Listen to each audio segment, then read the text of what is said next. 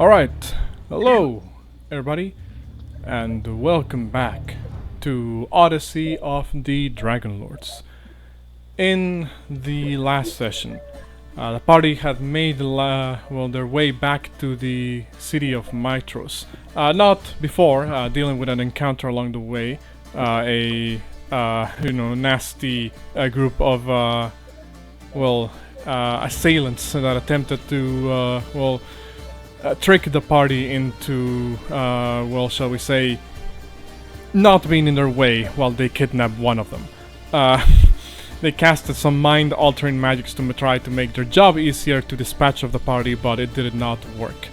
However, in the end, the party came out victorious, and they ended up dispatching of these individuals. With them out of the way, the party of the Dawnbringers made their way back to the city of Mytros in order to leave a couple of crew members. The ship is getting a little bit too tightly packed with especially with a couple of giants, centaurs, and the like around. And so, they decided that it was about time that they needed to leave some of their crew behind and some of their cargo and replenish some of their cargo. They did a couple of shopping purchases, essentials, new equipment, all the like. But they picked up a couple of requests along the way. One of them, made by the alchemist Clepius, said that he was willing to offer a permanent discount to the party if they did a little favor for him. Turns out the Academy of Mytros runs a bit of an intellectual debate almost every day, where anybody can really choose to sign up, even non-members of the Academy. Clepius posed the idea to the party that should they sign up and impress the teachers and convince them that, use that leverage, their influence to convince them that alchemy is a valid branch of study for the Academy of Mytros, then he would be able to provide a permanent discount to the party for, however long, for the rest of their adventure, basically. Party accepted, and so they headed off to the Academy of Mytros. Along the way, letting one of their allies take care of the centaurs from Scorpion Island from now on. Attempting to basically enroll them into the academy somehow, though as far as things look at the moment, it's most likely that they are going to be put into some form of different type of study plan of sorts. Not precisely members of the academy, but he did say that he would do his best. Methius is the ally that promised this.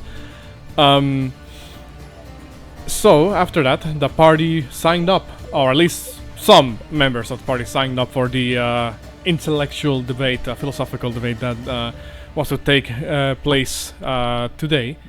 They walked into the audience chamber, the debate parlor rather, of the Academy of Mytros, and are now being stood in front of the teachers of the Academy who are about to pose these questions to the party. To the ones that signed up. Now, one thing that I would like to preface here, that I'm not sure if I made clear in the last session, there will be no dice rolling. There will not for the debate at the very least. The idea is of this debate, as the teacher stated ahead of time, is not whether they want you to reach the right or the wrong answer. It's more so they want to see how you arrive at whatever answer you arrive to, and how you're able to argue your point. What's the call? So this is more or less a moment where it'll put your. I'm not gonna play it up. I'm not doing. You guys are not taking an SAT. This is this is just a bit of a debate. It's just a philosophical argumentation, I guess. And we'll see how things go. I have the teachers will be presenting the ideas to you guys shortly. But for now, we'll hop back to where we left off, right inside the debate parlor of the Academy of Mytros. So I switch over to some more fitting music. Anybody else nervous? I'm nervous. I'm hella nervous. I'm not nervous. You guys got this. As our party yet again proves, Bo, that when it comes to social occasions, it's only ever going to be us. Look, all I'm saying is I'm not worried. If things go south, I have my sword. Yeah, true. But that's not what we're here for. I got Nobody fireball. can be if things go south. Violence isn't the answer, it's the solution. Exactly. Fireball. Remember, we're trying to prove to them it's the opposite of that, though. But what if they're wrong? That we will not get a discount for the rest of our lives. Fuck, okay, Fireball. fine, they're right. Trying to find some good Ace Attorney music that won't get me copyright strike. Yes! Look at it this way, Bo. I'm whispering to Bo. Look at it this way, Bo. What's that item to speak to your lizard keeper? Or Let me just say objection really loudly, but not too loud either. Objection! Remember, we're technically here so we can bargain shop. I was shaking my head at Sandra. I'll just say I'm ready to watch these kids debate since they're all younger than me. They're all younger than me. All right. So, I mean, we'll see how they go. Mind you, because you guys, Derek, Porunga, and Drakgar, you guys didn't specifically sign up for the debate. You guys are in the sort of like a spectator, area, I guess, of the debate parlor.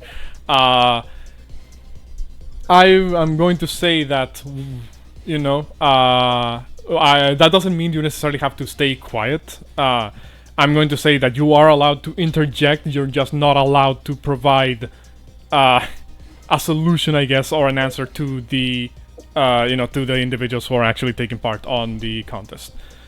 What's it called? Oh well.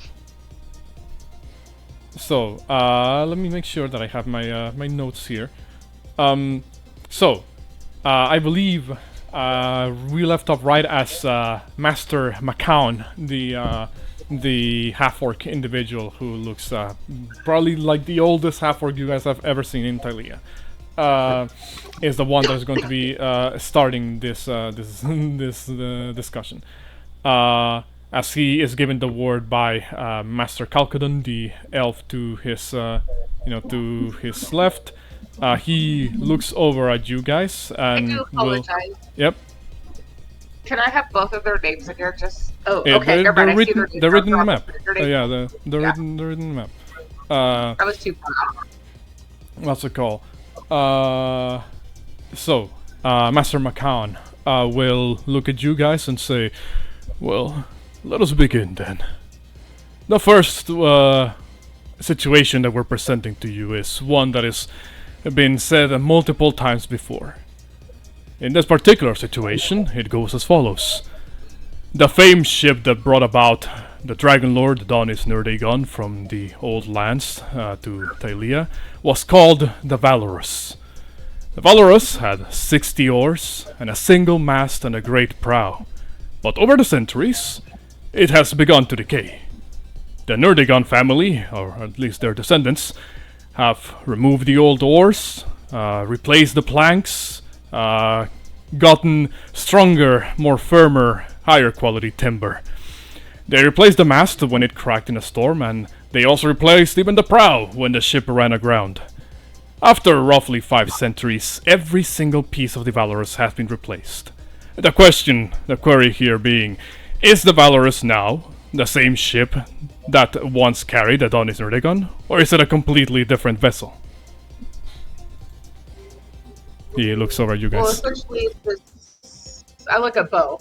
Do you want me to go? Do you go? Wait, how do we reply? Like, is there an order? Can we just reply? If you're asking this out loud, what can I am definitely asking the gnome individual on the right side, Master Cortodos, will look over and say, "If any of you believe you have the right answer, you can just step forward to the podium, or if you're ready to begin to argue your point, you can step forward.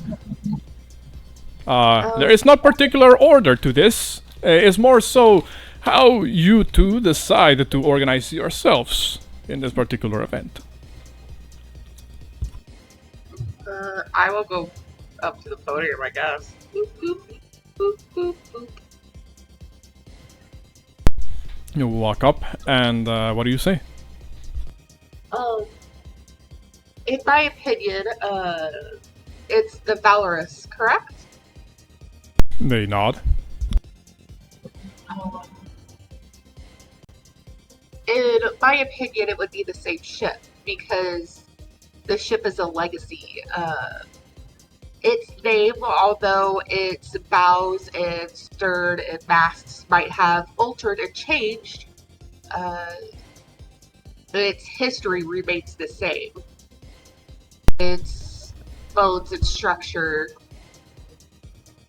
may have been maintained and mended over the years from wear and tear, but it is still essentially the same ship, and it carries the same memories from the past, passed down from generation to generation. And even though the Nerdagons have the money to keep it maintained, they will never be able to alter or change its history. To this, Master Calcadon speaks up and says, "Well, see, if your argument is that the Valorous is a legacy rather than the ship itself, then what happens if one day the Nerdagon family decides to name a different ship the Valorous, and say that now that ship is considered to be the Valorous? Does the other one stop being the ship that carried the legacy? Or does it, or is there now two Valorous, one fake and one real?" Well, essentially, in this situation, it would be the Valorous, the original, the one that they are no longer using, and the Valorous 2 or 2.0, or essentially, it would not be the original Valorous. It would be a remake, a copy, a mimic. It would be... It could be an upgrade, but the original Valorous will always be the Valorous. Whether it is changed and altered, as long as it's not completely deconstructed, burnt to the ground, and remade, then the original Valorous remains the same. And anything coming after that is just a remake, in my opinion. Well, to that point, I'll kind of look at Xandria and I'll say, well, if a church burns to the ground and you rebuild it, would you change the name of the church, or would it still be the same church? Essentially, the name of the church would alter in a way. How so? Also, that is a church. A church is steady, it's on land. I don't know if that would pertain to something that travels around the world. But it's still a vessel that holds people. Macaon, when you say that church is steady, the vessel moves, he just kind of waves his hands around and says, "Whether it moves or not is irrelevant. That ship could have just stayed on a dry dock for its entirety of existence and still would have to be replaced if the parts decay or need maintenance." Well, in my opinion, if somebody is to recreate the Valorous, it would be the Valorous 2, or the Valorous remake. It would not be the original Valorous. Valorous. But he kind of looks over at you, Bouxfhades, and says, "You had a point to say, I believe, regarding this other hypothetical of the church." I just, my thought is, I'll stick with the church idea just because that's the line of thinking I was going down. But is the church the building or the people who attend? The tiefling woman says, "I believe the term you're looking for the people is the congregation, the mass, shall we say." Right. So if they decide to meet somewhere else, are they still going to church together if they're doing the same activity, even though it's a technically different building? The gnome says, "So, following your line of thinking, young man, you believe that in regardless of the particulars of the ship or the church, you believe that instead, so that the properties can be transferred from one to the other. If a new location is designated or built or created, then that location or object or vessel becomes the new representation of the original. If the original doesn't exist, yes. Calcudon says that if the original does. Well, if the original does exist, then yeah, I would say that it would be different. So, but you said, but in your original statement, you had said that it was rebuilt over time, new timber, new pieces, but it was still parts of the same ship at one point, and eventually over time they were all replaced into new pieces. But do the pieces that were changed in between, or do you consider those part of the old Valorous or the new Valorous? If they were, like say they replaced the second deck of the floor, is that but and then 4 or 5 years later they replaced the top deck. Is the second deck part of the original Valorous, or is it part of the new Valorous? They kind of looks at you and says, so if I'm following along with what you're saying here, you believe that it's a transitional period whether something is considered to be the same or a copy or the next. I'm asking you. He looks over, Mashawn, the half-orc, speaks up and says, well, and interesting for you to turn the question around on us. In reality, we were the ones posing the query to you. But, I suppose answering a question with another question is not entirely out of the realm of possibility. It looks over at the other teachers. They kind of like exchange a look. You can't really read their expressions. It's almost as if they do like very micro expressions to one another that you can't exactly discern yourself. Almost just by looking at each other, they're kind of like reaching understanding. The tiefling woman speaks up and says, "Is there anything else you would like to say to reinforce your point?" All I'm getting at is, the original proposed question makes it difficult to state whether it's the same or if it's new, because you said it was replaced over time. If, like, again, back to the church, if it was burned to the ground and completely replaced altogether at one time, I would be on the side of Xandri and say that, yeah, it's a new vessel. It's not something it's not the same vessel. But if it was replaced bit by bit over time, where do you draw the line between what was old and what was new? They kind of like look at you again. They seem to be having a completely stoic expression on their face throughout all of this. They might raise an eyebrow here and there, but otherwise they don't seem to show either satisfaction or dissatisfaction at your answers. Mashawn kind of scratches like the bottom of his chin. And then he does like this gesture over at the gnome. And the gnome, Kertotus, says, "Well, a set of interesting queries you posed for us. In that case, I believe we can move on to the next one. Now, this one's a bit of a doozy here. Let's say in this particular, this smart thing is something. Let's say that in this next scenario, a sphinx captures the young crown prince of Mytros. The mother comes to the sphinx and pleads for the return of her son. The sphinx replies that they will only return the prince safely if the mother can guess correctly whether or not they will return the boy. You may be wondering, what is the problem here? Well, as it turns out, There is no problem if the mother guesses that the Sphinx will return him. If she's right, the boy is returned.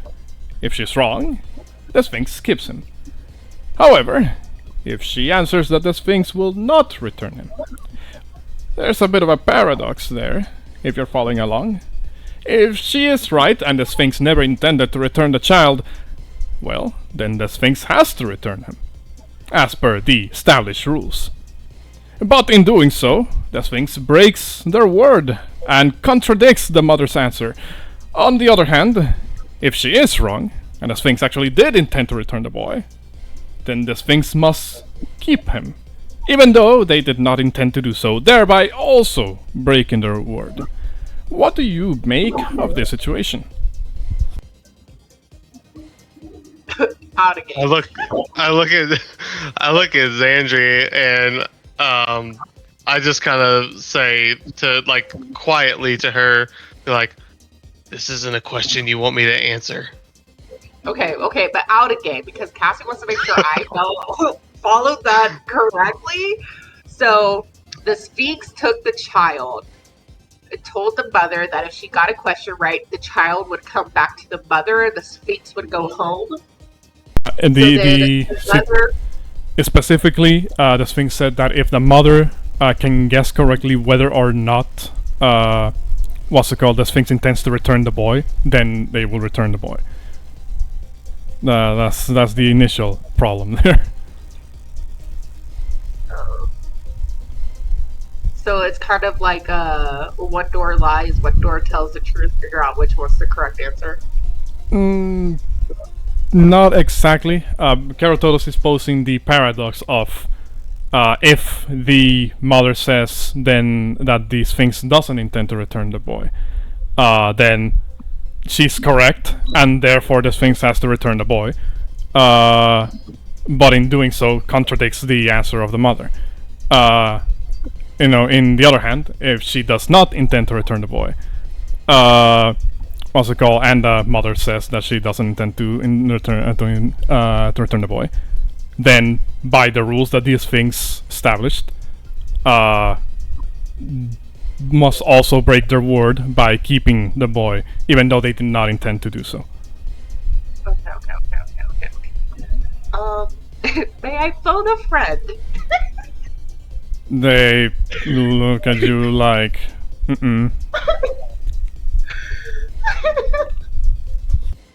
But yeah, I'm gonna copy paste the note here, so you guys can read it.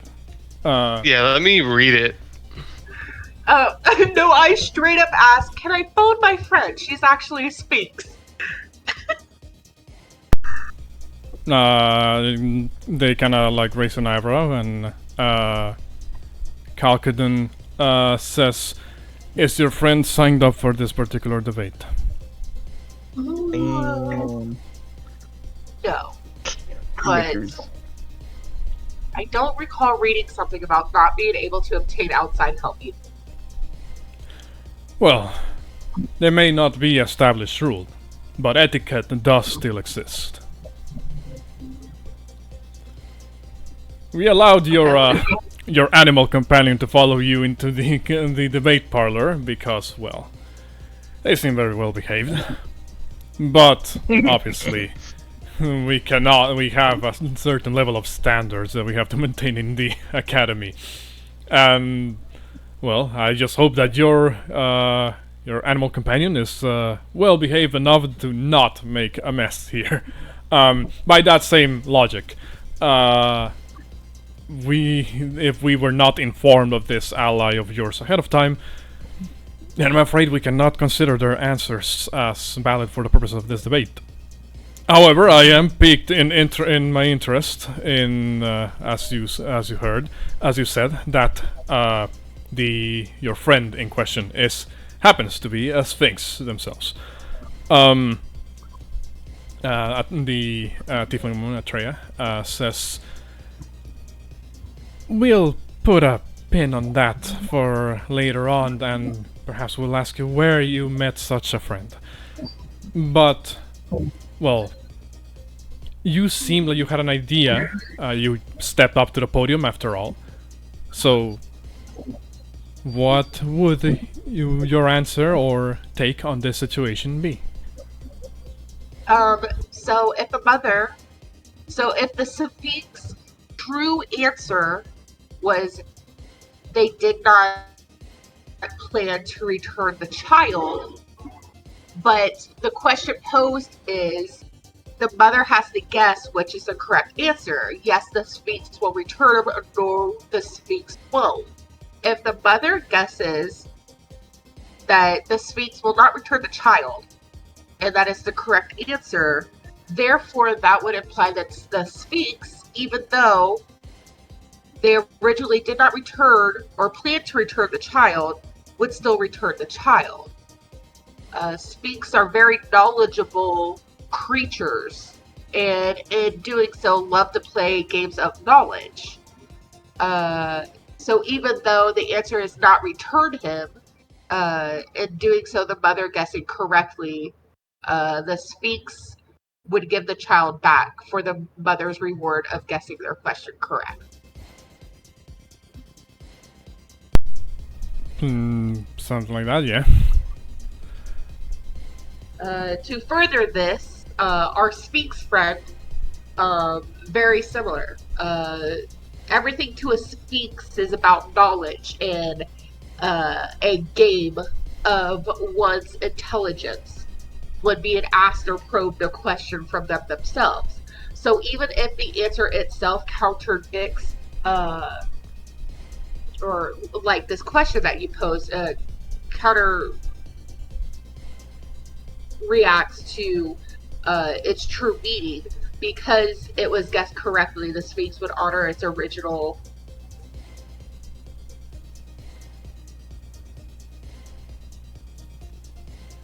Cassie's brain went blank on the word I'm looking for. The Sphinx would honor its original reward for getting it correctly.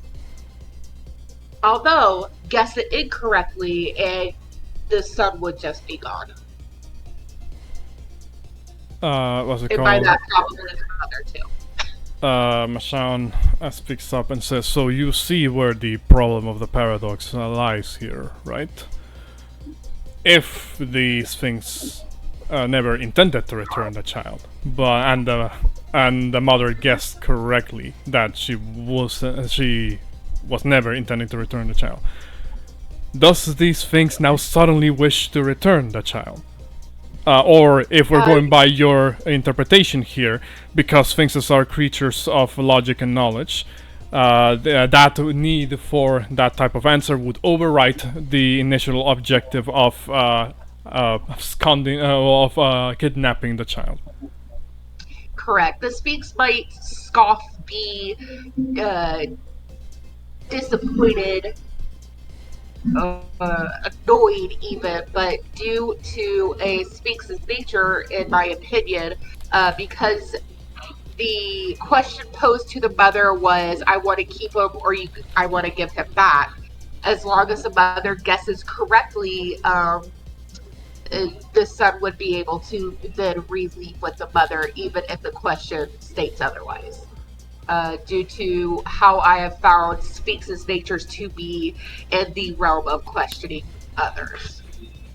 Kerotodos speaks up and says, well, that is, as you said before, in your own personal experience with these creatures, but what happens if the Sphinx in question just so happens to not be as logical or as interested in knowledge as this one? He looks at you and says, that's besides the point. What I'm trying to ask you here is, what happens if this Sphinx just so happens to not be as logical? So what happens if a Sphinx goes against their nature? Atreya says, if by your own admission you've met one Sphinx, I'm not sure if that is enough to ascertain the nature of an entire species.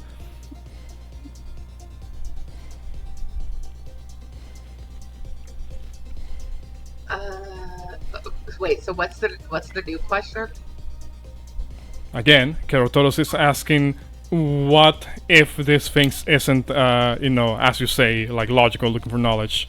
You know, what happens then if they don't fall into this archetype?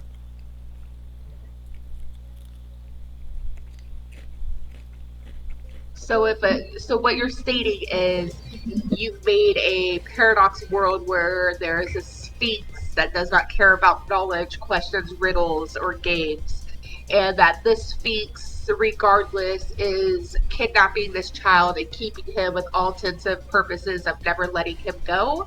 And a mother has come seeking her son's return, and upon given a question if the Sphinx does or does not want to let her go, him go, sorry, I forgot the gender, does not want to let her son go, she guesses correctly, and then the Sphinx still tells her, too bad, I'm keeping the boy. So Calcudon says, well, we're not making a world here, we're posing the idea of this situation and all the paradoxes that come along with it. Okay, well, the paradox that you have created, though, there are some holes in it, because if a Sphinx loves knowledge, riddles, jokes, games, in this paradox, this Sphinx does not like these games, riddles, jokes, or knowledge, so therefore, even if the mother guesses correctly, the Sphinx is keeping the son regardless, and the mother would have no leverage on getting the son back. Like leverage as in asking the Sphinx to play a game of riddles, and whoever guesses the riddles correctly, the boy will get to go with that person, or offering the Sphinx a bit of knowledge or access to an archive that no one's been able to see. So in this paradox world that you have created, this Sphinx no longer has the need, wants, or desire for things that their species very much likes. So in this scenario that you have set up, if the Sphinx goes against its nature, it does not return the child because it just simply does not want to, even if the mother gets the question correctly. Unfortunately, the only other way to get this son back from the Sphinx would actually have to be brute force, unfortunately, because in your paradox world that you have created, you have now eliminated the things that make Sphinxes unique. Again, Atreya says, again, we're not creating a world, we're posing a hypothetical scenario. Correct. In this hypothetical scenario, you have taken away what makes sphinxes and have made this unknown sphinx that no longer has the nature of a sphinx that has captured a son. So in this hypothetical paradox question, it could be just a regular cat that people are seeing as a sphinx at this point in time. Mashan kind of shakes his head and says, I believe you're missing the point here. What we're trying to say is that, again, there is no end goal to a right or wrong answer to these questions. We want to see what the process of the answer is. It seems you are quite... I'm speaking. I'm speaking. As I was saying, your thought process seems very solid. The reason why we pose these questions, why we add on top of the situation, why, in your own words, we create worlds, he uses like air quotes, is to see how you're able to stand behind the point that you're already posing. There is no need to adopt a condescending tone. Perhaps we should move on to the next one. What's it called? Calcudon says, this one will potentially get us a little bit, may delve into the realm of mathematics. So I hope that you're ready for this one. In this next hypothetical scenario, Pythor, the god of battle, is in a foot race against a tortoise. Pythor allows the tortoise a head start of, let's say, 300 feet. If we suppose that each racer starts running at the same constant speed, of course one being very fast and one very slow, then after some finite time, Pythor will eventually run those 300 feet, bringing him to the tortoise's starting point. During this time, of course, the tortoise has run a much shorter... That could just be me, though. No, you're cutting out pretty good. Oh, am I cutting out? Hello? You sound like a robot. How about now? He sounds clear to me. Really? I could hear him out. He was hard roboting for me for a second. Hold on. You're a lot better. It went away. Okay. In that case, what part did I left off at? Yes. Well, after some finite time, Pythor will have run 300 feet, bring him to the tortoise's starting point. During this time, the tortoise has run up, obviously, much shorter distance of, let's say, only 30 feet. It will then take Pythor another amount of time to catch up those additional 30 feet, by which time the tortoise will have moved even ever so slightly further ahead. And so on, and so on. What happens here is that somehow the tortoise maintains a lead. Thus, whenever Pythor arrives somewhere the tortoise has already been, he will still have some distance to go before he can catch up, despite running much more faster. Clearly, in this particular scenario, it means that Pythor will never catch the tortoise. How do you explain the situation?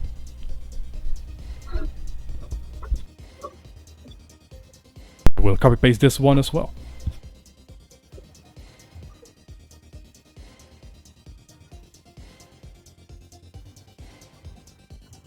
I look over at Wizzy and I'm like, you haven't got the answer yet, buddy.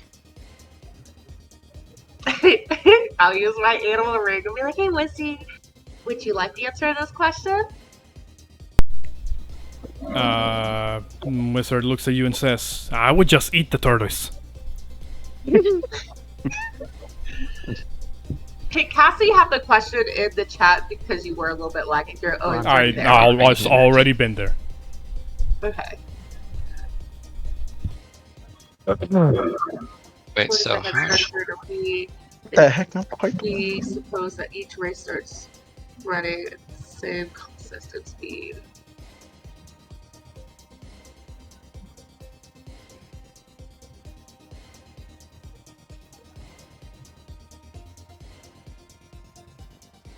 Feet. If we run.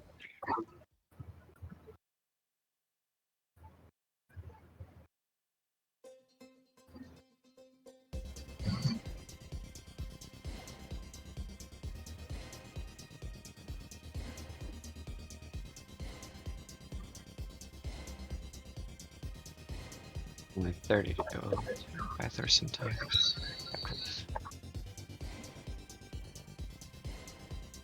Well, how far is the race? Yeah, that's kind of what I'm. Yeah, that's that. I mean, the race has to end at some point.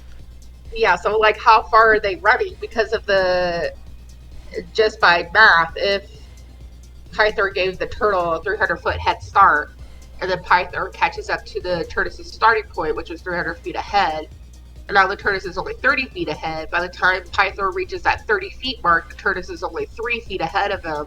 And then by just basic math, in the next length, Pythor is now ahead of the tortoise. So how far is the race? They kind of look at it. Put some wine or ale in the way that my dad's out because They kind of look at each other, and there's a bit of almost like a weak smile, basically, that they exchange. Atreus says that the final distance of the race is irrelevant to the question. The question we're posing for you is, how do you explain the fact that the tortoise always seems to be ahead of Pythor? because he let her have a head start. They look at you like, is that the answer? Like, Well, what did they say again? I'm sorry, I missed what their answer about the distance or the. they said that the final distance is irrelevant for the question. What's it called? Because the problem here lies in the fact that the tortoise somehow always seems to be maintaining a lead against Pythor. So how do you explain that specific paradox? That is the question. Well, it depends on how you're measuring the race, because technically, if Pythor, I understand your point of once he reaches the starting point of the tortoise has moved further ahead, but in the matter of actual distance, Pythor is still running farther, because by the time he catches up to the 30 feet that the turtle ran, he's already ran 630 feet. Because he gave him a 300 feet head start. What's the call?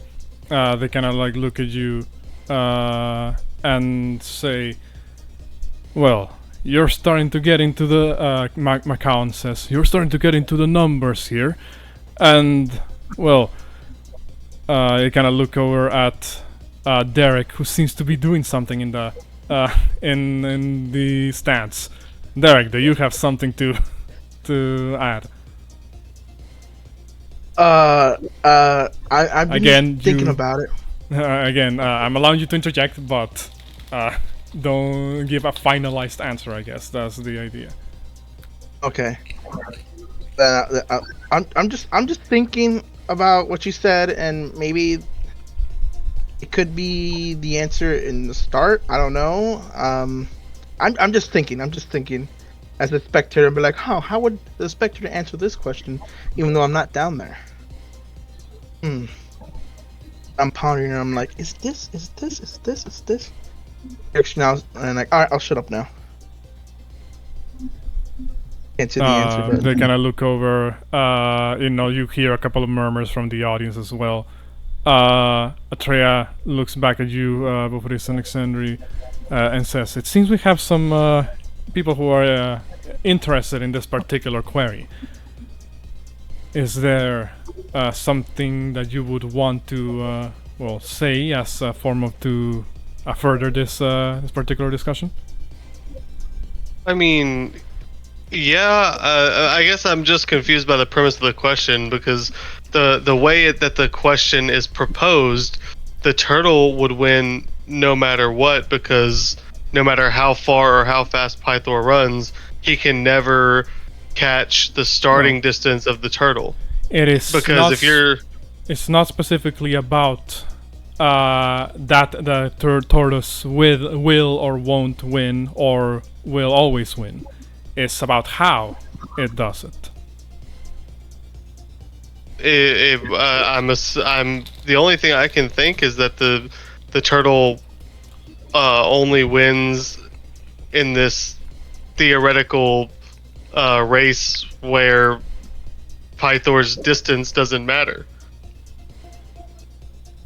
Because if let's go back to the great games of Mytros when we ran our dash around the arena.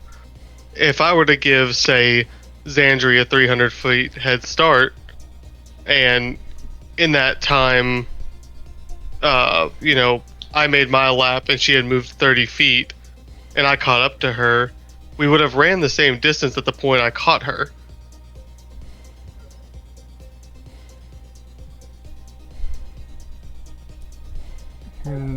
What's it called? Hold on, my audio. My audio messed up a little bit. Could you repeat that last bit? So all I'm getting at is, if she had moved 30 feet after a 300 feet head start, and I ran 330 feet to the point where she is at, we would be at the same distance. I guess I don't see how the turtle could be ahead, considering at some point, if this is, I would reach the same point as the turtle because there's no way you can't mathematically. Well, yes, you would eventually reach the same point, but she kind of like looks at the others like almost like what's it called? Kerotodos looks over and says, "Do you have anything to say, young miss?" Looking at Alexandri.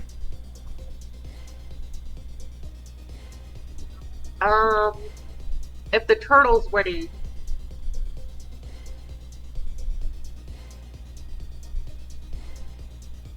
sorry, I just keep reading this question and in my head my dad passes under the fourth leg.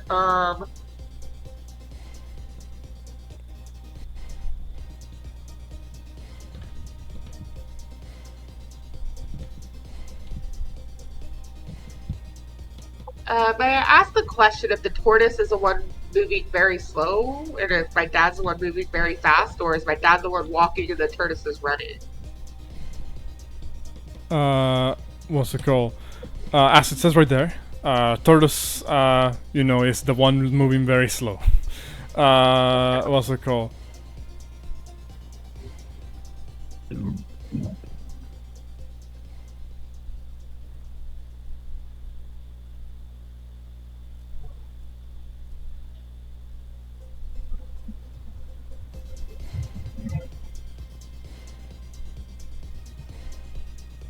Okay, out of game, Cassie, the math is not mathing.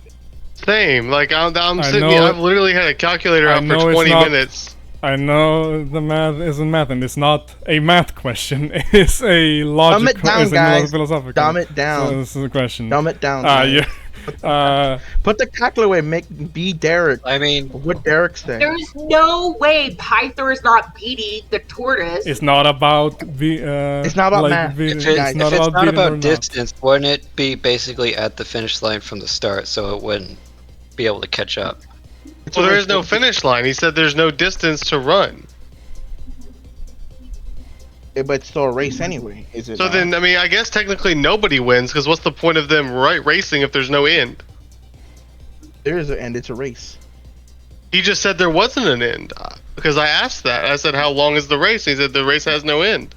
No, it said the final distance of the race is irrelevant for the question. But remember, a race is from one point to another point. Am I not correct? Okay, guys. So think about it. Okay.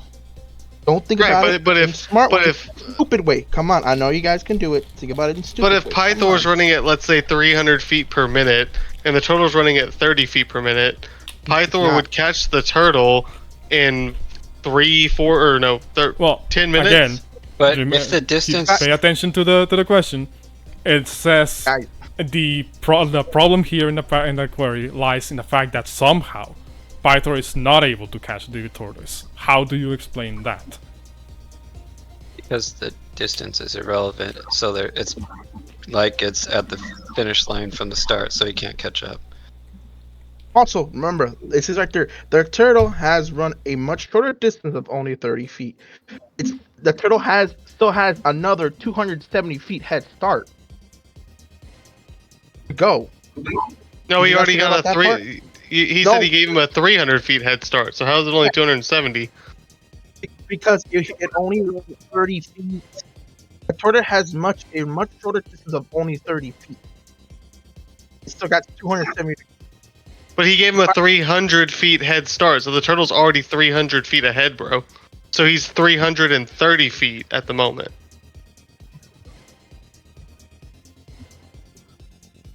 They said the tortoise had a head start of 300 feet. So where Pythor is currently standing, the turtle is 300 feet ahead. And then when Pythor starts running and eventually catches the turtle would be at 330 feet. Which Pythor would also be at 330 feet, which is what I don't understand. Pythor, 300 feet head start. They'll both at speed. After a time, Pythor has ran the 30 feet, bringing him to the tortoise's starting point, which would be I would say a circle because the tortoise only ran 30 feet.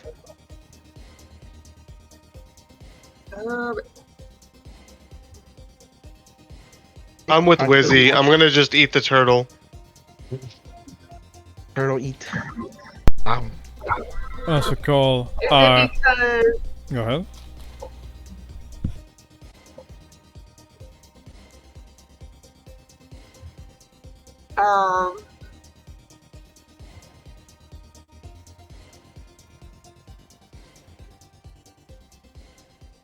is it because the question is not posing an actual physical distance, but more of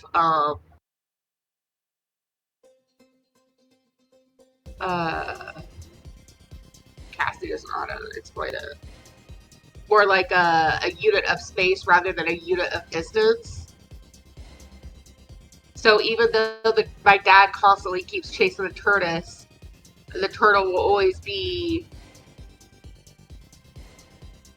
a number ahead of him, even though that number continuously gets smaller and smaller and smaller and smaller and smaller. For example, when my dad reaches the 300 mark, the tortoise is 30 feet ahead, and then my dad reaches the 30 feet mark, the tortoise is 3 feet ahead. When my dad reaches the 3 feet, the tortoise is at 0.3 ahead, and so on and so forth. And it's just going to infinitely keep going because it's not being measured in distance, it's just being measured in a smaller unit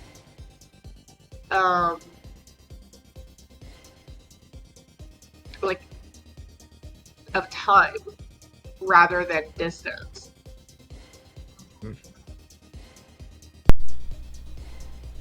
I can't tell if you looked that up or not. To be honest, I feel something wrong about that.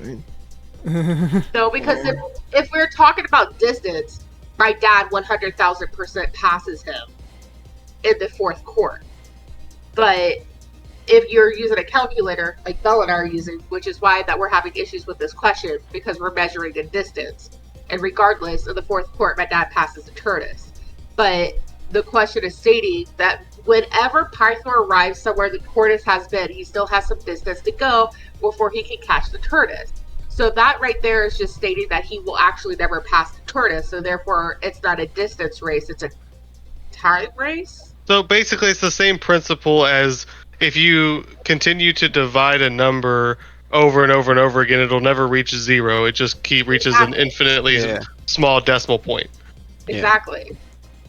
So even after 10 legs, and my dad is still 0.333333333, whatever that increment would be behind the tortoise.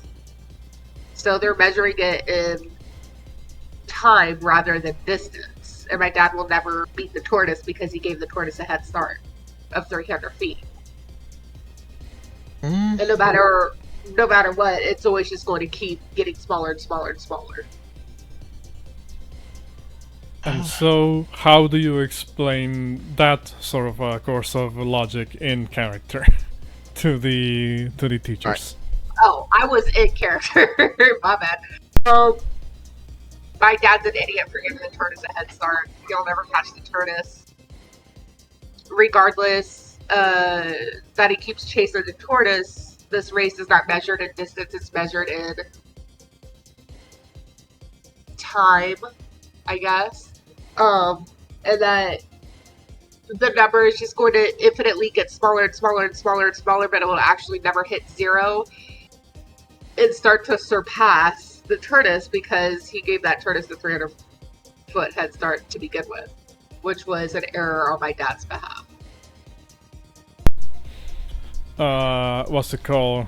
Atreya kinda, what's it called? Well, actually, Caratotus kinda just seems to raise an eyebrow and says, "A real head scratcher, this one, wasn't it?" Yes, when we're mostly used to measuring actual distance rather than trying to assume that this race was an actual race of length rather than time. Sometimes getting caught up in certain details can make you lose sight of the bigger picture.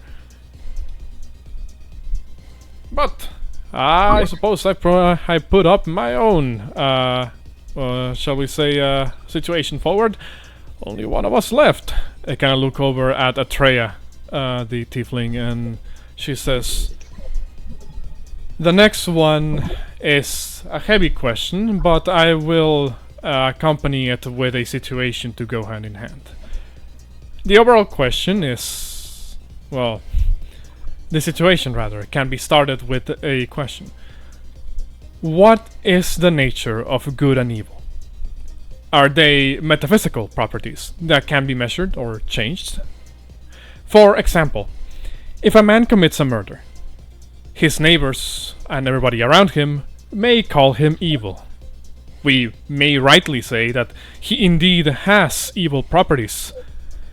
In an effort to atone for this act, let's say this man offers to pay the victim's family a certain amount of money to compensate for their loss.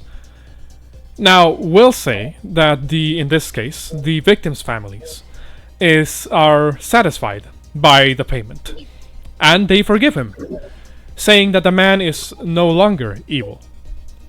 The man, in this situation, had evil properties before he made the payment, but now he does not. If the properties of objects cannot be created or destroyed but merely transferred, where did his evil properties go? Are the coins now evil? Is the family evil for having accepted this man? Looks over at you guys.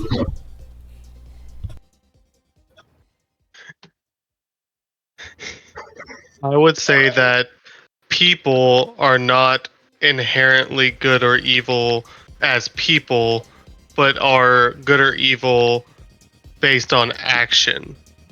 And actions are good or evil, not the person committing them.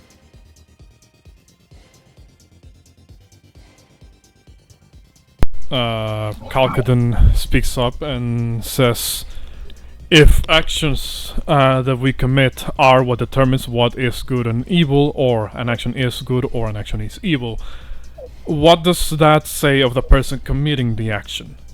Certainly, the evil wasn't born from nothing. It had to come from somewhere. If we are going by Master Atreya's idea that they are metaphysical properties that can be measured or changed, then was the evil transferred in between the man and the action? Or was the evil created into the man because of the action? The good or evil was created by the choices the man made.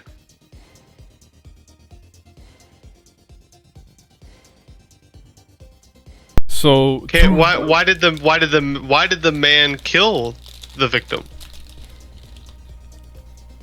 What was the reasoning behind it? Macaon Was says, he himself a murderer? Did he do something evil to deserve to be killed?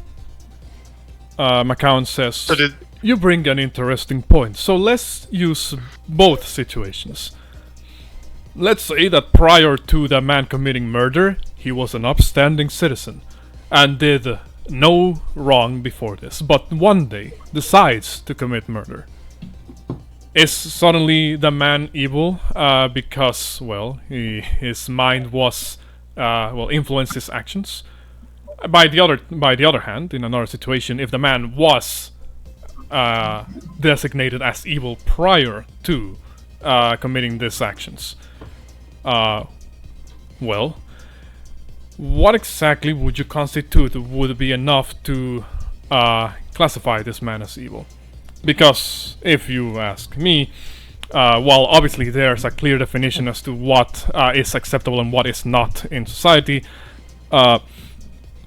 well, the concept of good and evil are, well, terms that we have created. Prior to mortals creating the concepts of good and evil, well, certainly something must have existed in the world that would push people to make atrocities, shall we say. So, okay, so let me ask you this: if I understand what you're saying, if we are saying that the evil is, as you said, the evil had to come from somewhere. Are you asking what is the root of evil or good? Like, where did it start? Not at all. That is not the question. Can you put the question in the chat again, just because I forgot how you already phrased it? Okay.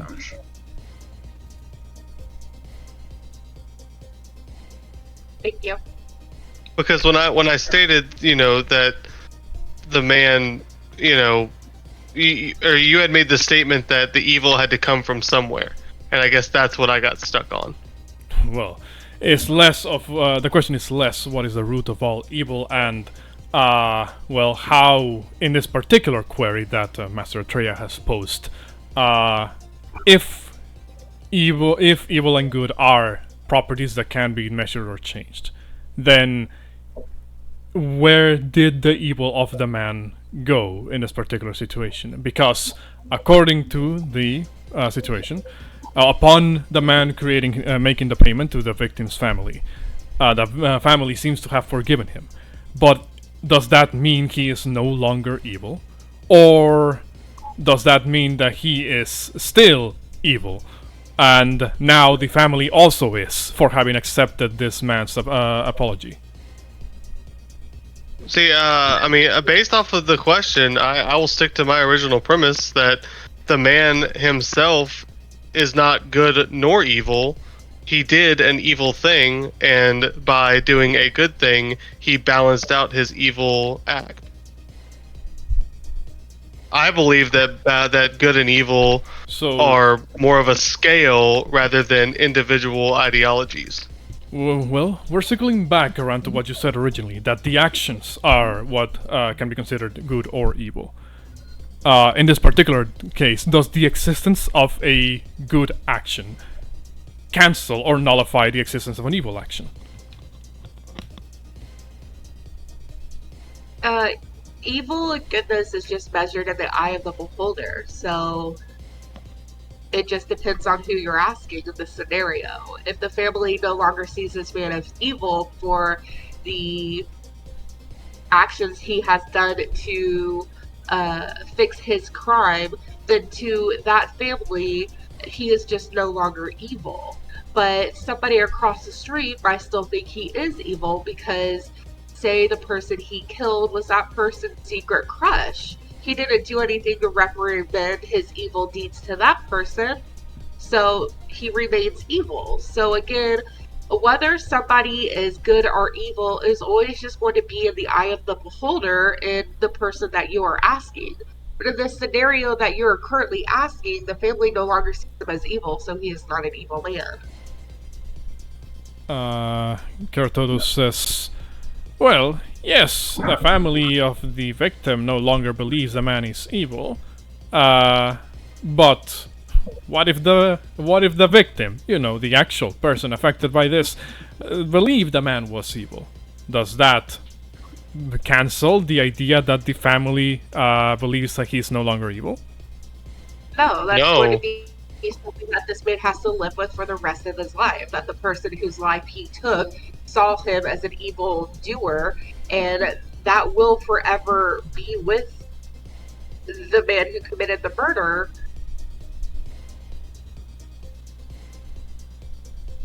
Keratodos. Oh god. So in the man's eyes, he's just always going to be known as a murderer to the person that he killed. Keratodos kind scratches his beard and says,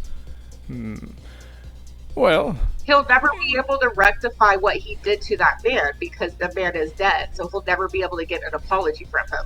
Unless this dude knows some, crazy bonkers, seance performing cleric who could just, wisp up this person's soul from the dead and then let them have an actual conversation. What's it called? Keratodos, kind of scratching his beard, says, well, in that case, before we reach a final conclusion here, I'll pose a question to you all. Do we believe that, or rather, do you all believe that, well, let's say that if the actions of people are what is good and evil, as your friend over there has stated. Not sure if you yourself align with that particular set of beliefs, young lady. Probably a topic I actually should not be breached upon. What is it? It's like, this is a very bad topic for my character. I mean, As her alignment is so fundamentally different than the party's. I mean, hey, that's why they're posing. They're posing this question. What's it called? He says your friend here believes that the actions are good and evil. But do you believe the same, young miss? No. In that case, do you consider your friend, well, good or evil? I think he's neutral. I Atreya. think sometimes he has good intentions, but sometimes his good intentions are too hard to reach, so evil actions could be taken. That's the same that's said for almost everybody on this idea. Which, in a way, means you're agreeing with me on the point that evil and good are more of a scale and not individual ideologies. You can't, just because you do an evil thing doesn't inherently make you instantly evil. You could do an entire life's worth of good and do one evil action and still be a good person. Calcadon says, your friend raises an interesting point. For instance, have you ever had to engage in violent acts against someone? Some people would people would consider violence to be inherently evil. Well, what if the violence is to protect other people who are innocent? That's where my next point was going to go. If the act of violence, which a lot of people would consider evil, is done so in order to create a good result, is the action, though tainted by an evil stigma, considered now good? It depends, in my opinion. Does the life expended outweigh or weigh less than the hundreds, thousands, millions of lives saved by committing the action? There's just so much missing to assume a judgment. If it does or does not, regardless if ending a life saves more or others, let's just presume that the act of violence in this particular scenario is done for the sake of good. What would that mean to the affected party? Well, let's say that the individual you kill for the greater good has a family or friends who will then, in turn, for you committing this act of violence upon one of their loved ones, would then brand you as evil for doing so. Okay, and I would have to live with the fact that those people believe I'm evil, but I also have hundreds, thousands, millions of people, depending on the scale, who believe I'm good. And thus, regardless, at the end of the day, so you're going to be 50% of each. McCown says, so does whether a person is considered good or evil depend on the amount of people that believe they are good versus the amount of people that believe they are evil? No, it's an ideology. It's you are, as Andrew said, it depends on the beholder. I mean, if I do something to someone and someone doesn't like that and they call me evil, then in their eyes I'm evil. But if I went and I saved the child of another lady and she sees me as good, then I'm good. It's in her eyes. It's based on the outward perception of the committer. So again, I stick back to my original point that the person themselves is not good or evil. It's the action and how it's perceived. Atreya speaks up and says, "It seems, though your views are at surface level, some you claim to be different. You may have a lot more in common than you might think. But we may be overstepping our boundaries here. At any rate, I believe I got the answers that I wanted." She looks over at the rest of the teachers, and they all kind of have like a different type of expression. Again, it's kind of hard to read them because it seems like more like a thoughtful expression, not really like satisfied or disappointed. They just kind of, they do what they philosophers do, think. What's it called? Keratodos eventually says, Well, I must say, I'm very intrigued by the answers you all gave, even if some of them took you quite a while to reach a final conclusion. At the end of the day, it's not about the time, however. It's about, the process to get to it. Master Kalkadon, if you would. Kalkadon stands up and says, "We thank you for participating in today's debate. It's certainly been an experience to engage in this type of discussions with none other than the famed Dawnbringers. Is there one message that you would like to share to our student body?"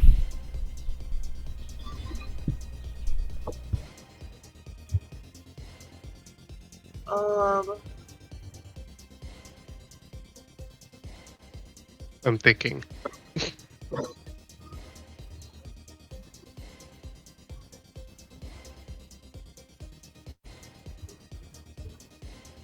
Sharing with the student body, is that... He's just asking, is there a message, anything you want to say before we wrap up the debate, that you want to share with, people in this room at this moment? Is that every individual in Thylea thinks differently, acts differently, processes knowledge differently, and before passing judgment upon them, maybe dig a little deeper and find out more about the situation. Read the book, don't judge the cover. They look over at you, Bouxfhades. Go ahead. I will say, as a man who is, I'm trying to figure out the best wording for this. I don't want to say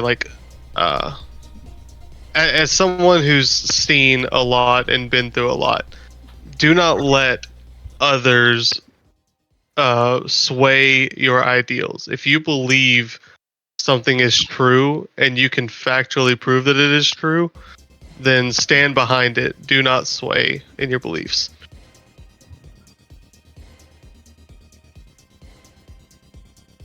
They all kind of nod along. And Master McCown, the half-orc, will stand up and say, "And with that, I suppose we can declare this this debate over and done with.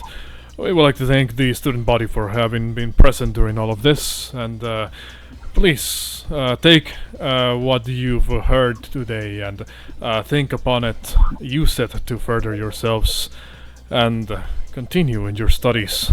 And as for you," kind of looking at you two, Alexander Bouxfhades, says, "You are welcome to continue to make yourselves at home in the Academy's grounds. Oh, I almost forgot. Before we leave off, what's it called? You see as Atreya begins to stand up and kind of reaches into this sort of like satchel, like backpack basically of hers. She pulls out what appears to be kind of like a somewhat slim, well, not really too slim, but a slimish looking book of sorts. Keratodos proceeds to do the same, Macam proceeds to do the same, and Kalkon proceeds to do the same. They all pull out what appears to be a series of books that have a sort of strange, you can't really read the titles from this angle at the moment, but they all kind of sort of like begin to approach you guys, like all together, like as a group, and while having like the books forward, and Kertodo says, "We would like you to have these for participating in today's debate. Carry these with you. Perhaps give them a read. Who knows? You might be able to learn something." They hand you guys like the stack of 4 books. What's it called? What are the titles of the 4 books? Good of you to ask. They are I'm looking up. Macaon's Paradoxia, Calcudon's Mathematica, Dialogues of Kerotodos, and Atreus' Metaphysica. Yeah, can you spell those? Got it. Those are the answer question. You found your answers, guys.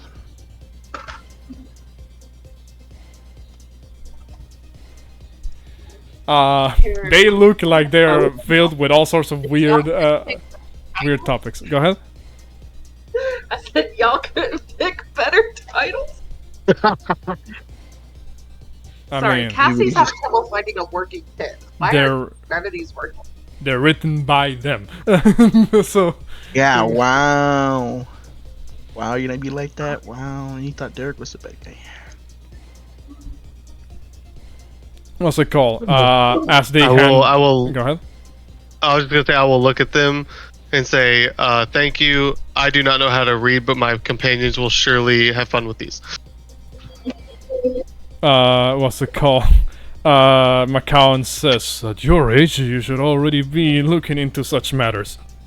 I know the literacy might not be expressly shared too much outside of big cities like Mytros or Astoria, but it is important to arm yourself with, not just sharpening your blades," looks over at your sword, "but also sharpening your mind." No. Oh no, my mind is very sharp. I just learn things through experience rather than reading. Well, I'm a failure before success, or I guess failure to earn success kind of person. well, I learn from my own mistakes rather than those of others. Kertodo says, "Well, they do say that failure is one of the most effective teachers. Alright then. Well, suit yourself. Mind you, these are, in our humble opinion, very easy to read. But, well, perhaps some of your allies may be able to, to make use of them and study them." I'll make my friends read them to me. How about that? Just to make you feel a little better. What am I supposed to like read you guys bedtime stories now? Atreya says, "It's not about making us feel better. As you've come today to us in this particular day to debate philosophy, you've made an effort into attempting to, to not just prove that you are good at, fighting, but also at thinking and discussion. And we believe that these will further help in such matter. But, accept them as gifts on our behalf. And we must get to ushering this student body out of the hall, so thank you for joining us today." Glad we could be here. They kinda turn around and Calcudon does like a gesture with his hand and says, "Please return to your current schedule." As the students begin to disperse from the from the debate parlor. Soon enough, the teachers. Out of game. How were we supposed to bring up the potions to them? I mean, as for you to remember. What's it called? You were asked by Clepius to use some form of leverage to convince them of alchemy being a valid, field of study. You decided to use that message to the student body to say something else. I don't know. That's how we were supposed to do it. I'm just gonna ask these masters. their opinion and views on how to incorporate alchemy into their study/school. Makon kind of, looks at you and says, "Alchemy? Afraid that that's not quite a field of study that we get into here. It is anyone with sufficient knowledge of the wilderness can cobble together potions and lotions and the like. It is less something that requires, shepherding one's mind and more memorization."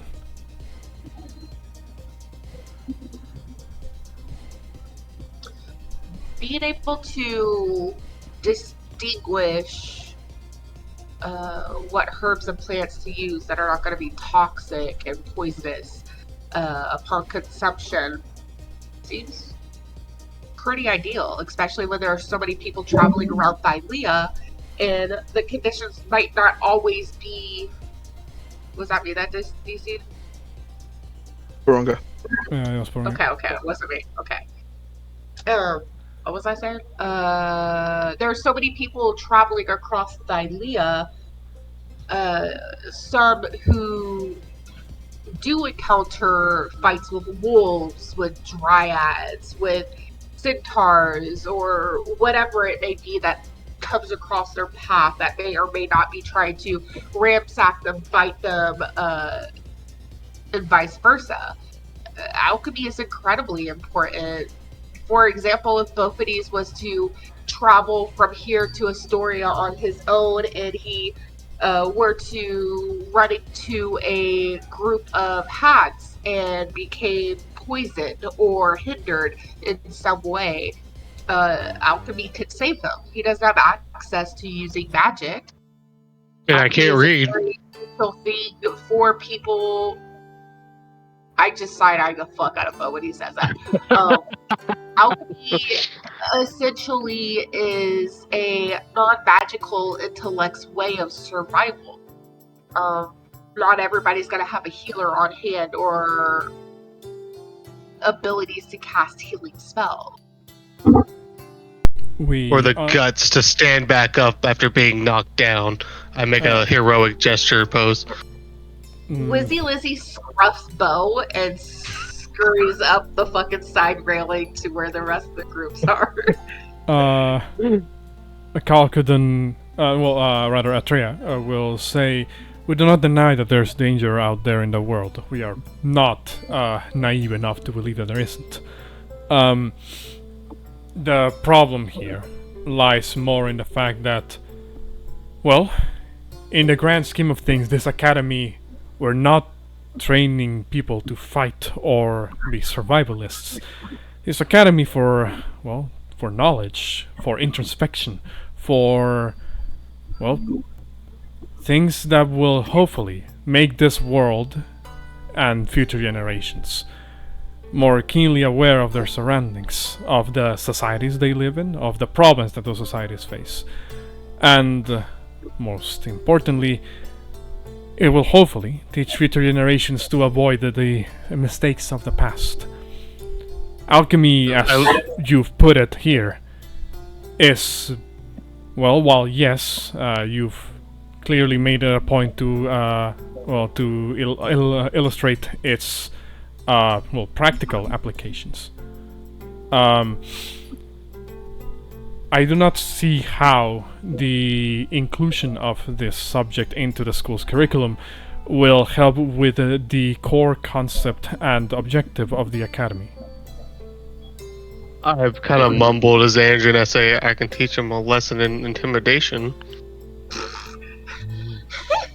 As Wizzy Lizzy continues to stroke you like a baby kitten and climb up the pillars.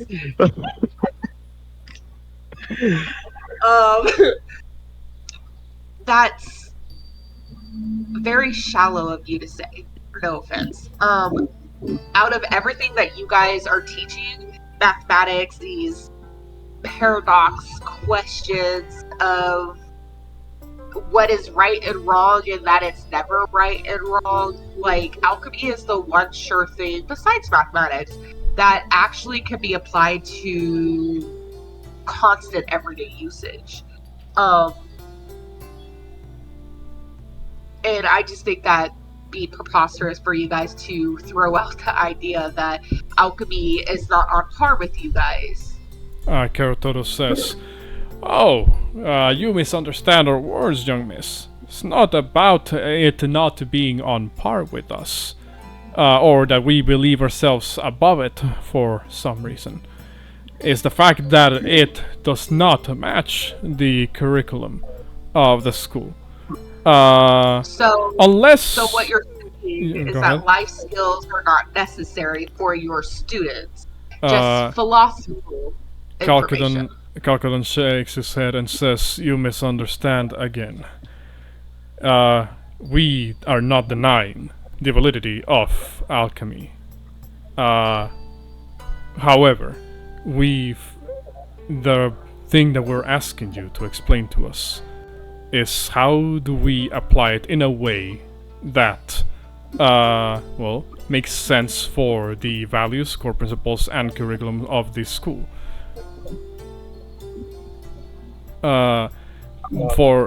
You see, not to mention the fact that under the wrong handling, it can lead to disastrous results. We do not want to put in danger the students of this academy."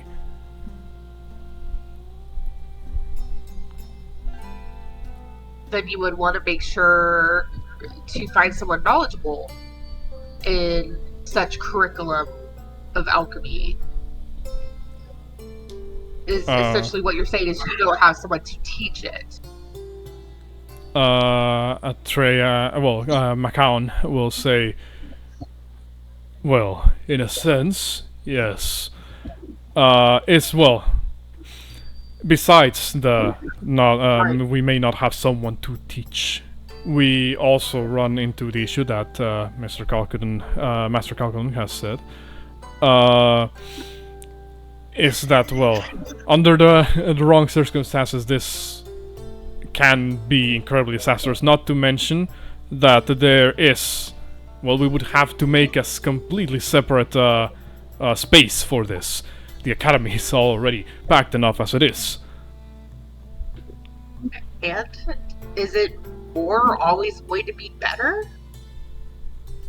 So what if you have to make some accommodations? What are you lacking some money to add an additional greenhouse and a lab to your school?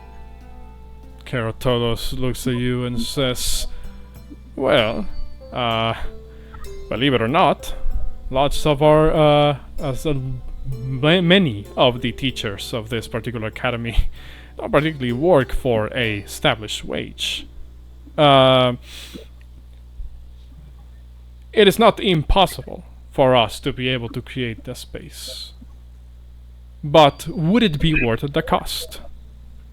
Would people be willing to enter these classes unless we're able to pitch the idea somehow? Again, we are not run an anonymous survey. We're not shutting you down. We just want to know how exactly we're able to. You would suggest we can implement this into the academy. Yeah.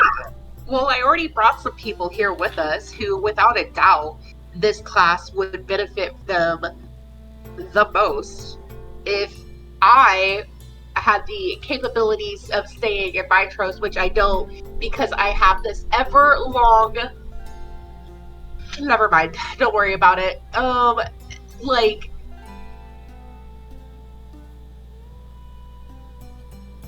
This class, no offense again to some of you, out of all of the classes that you guys teach, this alchemy class would be the most hands-on, the most beneficial in my eyes, of course, my eyes. And you guys are obviously going to think differently. I would, if I were in this city, if I were a student up there listening and watching, out of your guys' classes and a class that's going to physically teach me remedies, what is going to be harmful for me, what is not going to be harmful for me. Being able to know how to be self-efficient when traveling around on my way to cities. Of course, this is all in the retrospect that they're not actually trying to fight people. Things do happen. People do get attacked. Things can happen even in a city setting where somebody is poisoned. And if you're just knowledgeable on what to look for, what to grab, what to act on, it could save your life, your family's life, or somebody's life that you don't know. Again, there's also the opposite side of that to where it could be harmful, but then again, that just kind of brings it back around to your, is this a good or evil type of situation, which is just unknowingly able to be judged without physically seeing it with your own eyes. So yes, there could be some catastrophic things that come from it, but inevitably, there will be equally good things that come from it. So if you have a group of 10 students who sign up for alchemy and 9 of them go on to be some of the most prestigious, well-known doctors or pharmaceuticals in Mytros, and then you have one bad egg, you have at least 9 eggs to fix that one bad egg. It would also make good marketing material to have a whole lot of really well-trained alchemists at your school that you could be like, look, we train these people, come to our school. Yes, like, you want to learn medicines, you want to learn, alchemy stretches across so many different types of, Cassie's brain just forgot the word, of, occupations. There are people who handle animals all over the world. They just, they breed and handle animals. Some of those animals are poisonous. Who do you think makes their poisons? An alchemist. There are people who work out at sea. They encounter scenarios of seasickness, food poisoning. Maybe somebody catches some type of fish and they improperly skewer it, don't take out a poison gland, and they need cured. Like, there's just so many ways that it could be useful, as opposed to I don't want to insult them, but I almost did. Like, alchemy, out of everybody's classes, your guys' classes versus alchemy is actually the one thing that could be very life efficient and save I don't lives. see anyone on the street selling paradoxes. I was about ready to say the same shit. I was about to, this is out of context, out of game. I was about to say, I don't see anybody walking around talking about paradoxes on their day-to-day life. I mean, unless a kid steals your sphinx, I guess, or a sphinx steals your kid, I guess. Oddly enough, I'm saying from up here. Oddly enough, Sphinx are into little kids since we met the one Sphinx that loved turning people into children. Think about it. Sphinxes do Right. love their kids. Yeah, Bo's that's, brain is kinda out concerning. of game.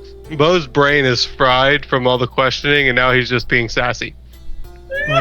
No, but I do. Don't That worry, is kind of I'm weird. also trying to not be sassy. That the only one in this entire group is probably Calcadons that's even relatively useful in day-to-day life excursions, and the other 3 can just fuck off with their metaphorical bullshit. But what if this lineup, what if? Well, those are all speculation topics, bro.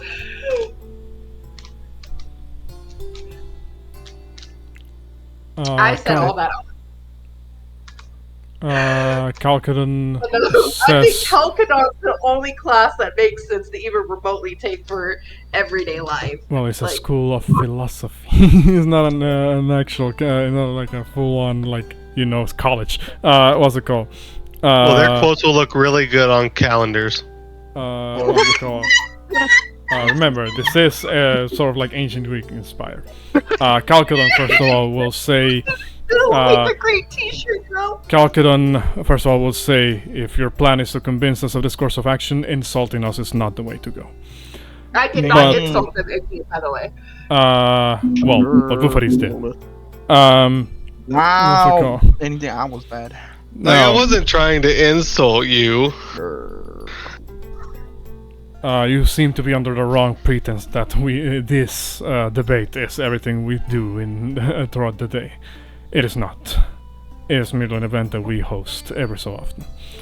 Regardless, whatever the case may be, if I understood this correctly, you believe that by introducing into the curriculum the art of alchemy, it may, in a sense, help individuals not just question the world through our classes, but also use that,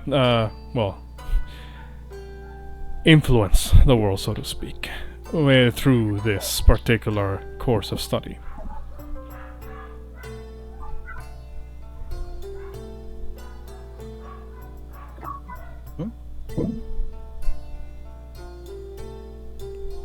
Did you guys die? What happened? I thought that was a question for Cass. Who are they talking to? It was for you. It was for both of I you. got lost. It was for both of you. Oh. What was the question? Sorry. Okay. It was if Calcon says that if we got this right, what you're saying is that by introducing the class of alchemy into the school's curriculum, it would complement the curriculum not just in basically in the way that they already had classes where they question the world. Now they'll have a class where they influence it. Yeah. Yes. You mean What's it called? So, you guys have all of these classes on how to influence, and they kind of pertain to travel, seeing the world, influencing others. So, why not have a class where they can be self-efficient, self-sustained while they do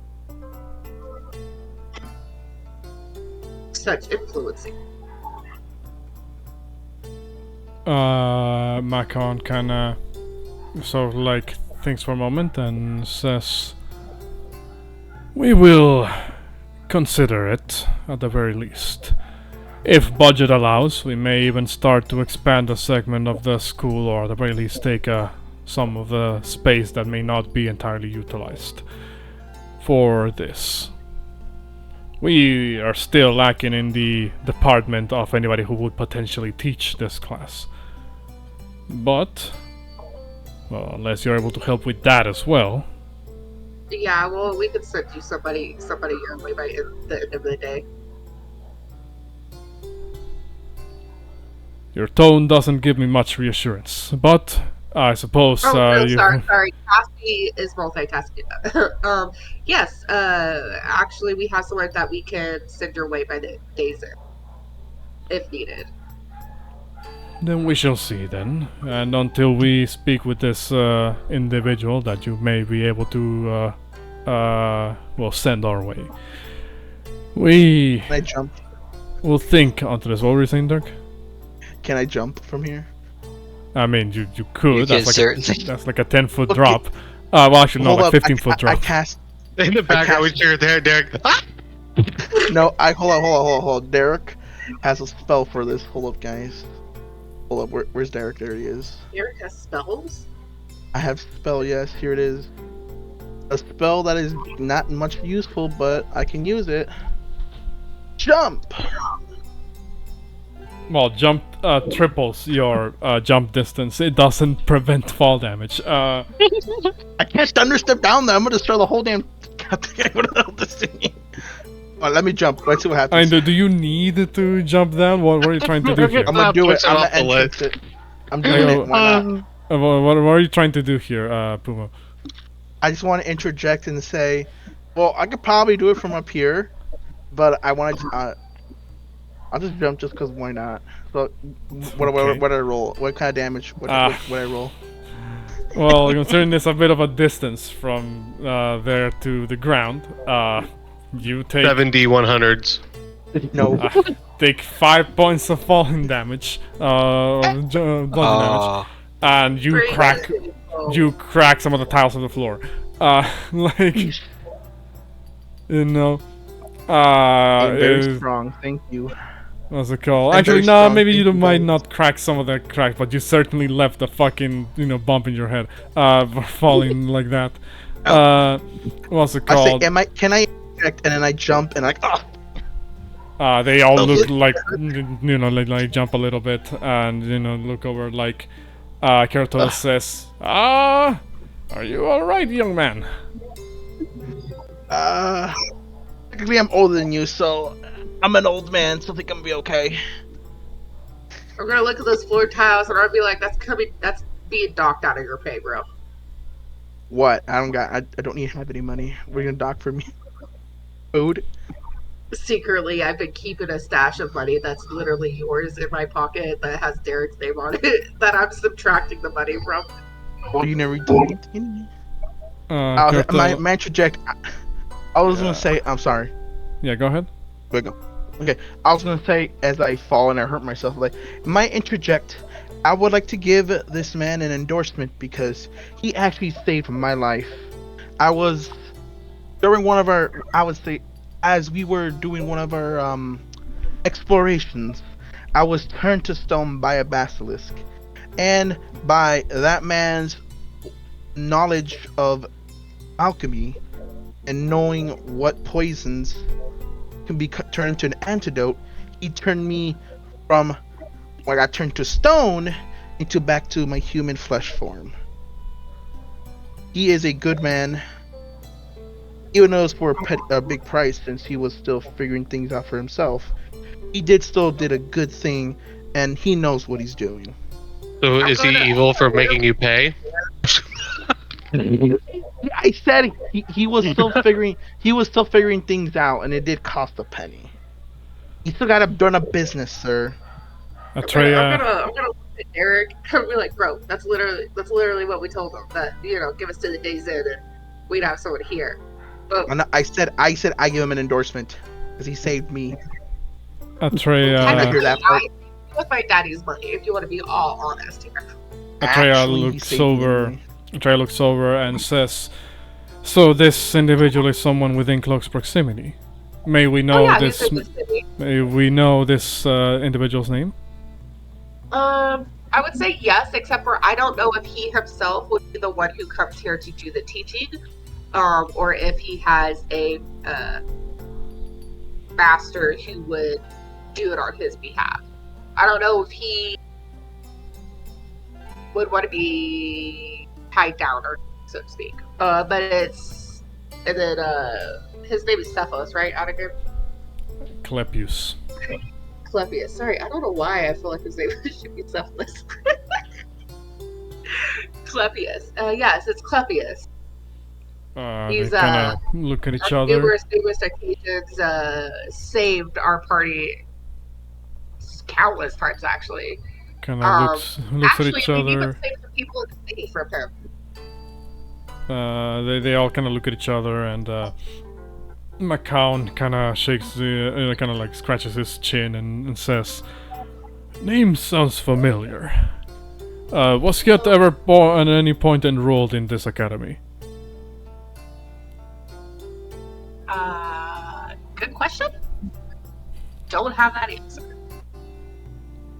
You were told yes by him. Okay. He I used to attend the theoretically wasn't academy. there, so I wasn't here. Period. Yes, he was. McCown says, "I do seem to recall an individual by that name. I suppose we may need to make amends of sorts if this individual is of such high praise as you claim him to be.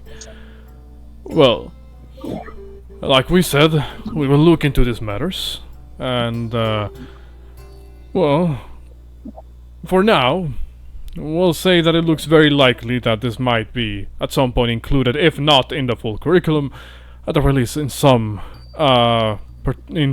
significant way in the academy. At the end of the day, we do need to consult with not just the other teachers, but also, well,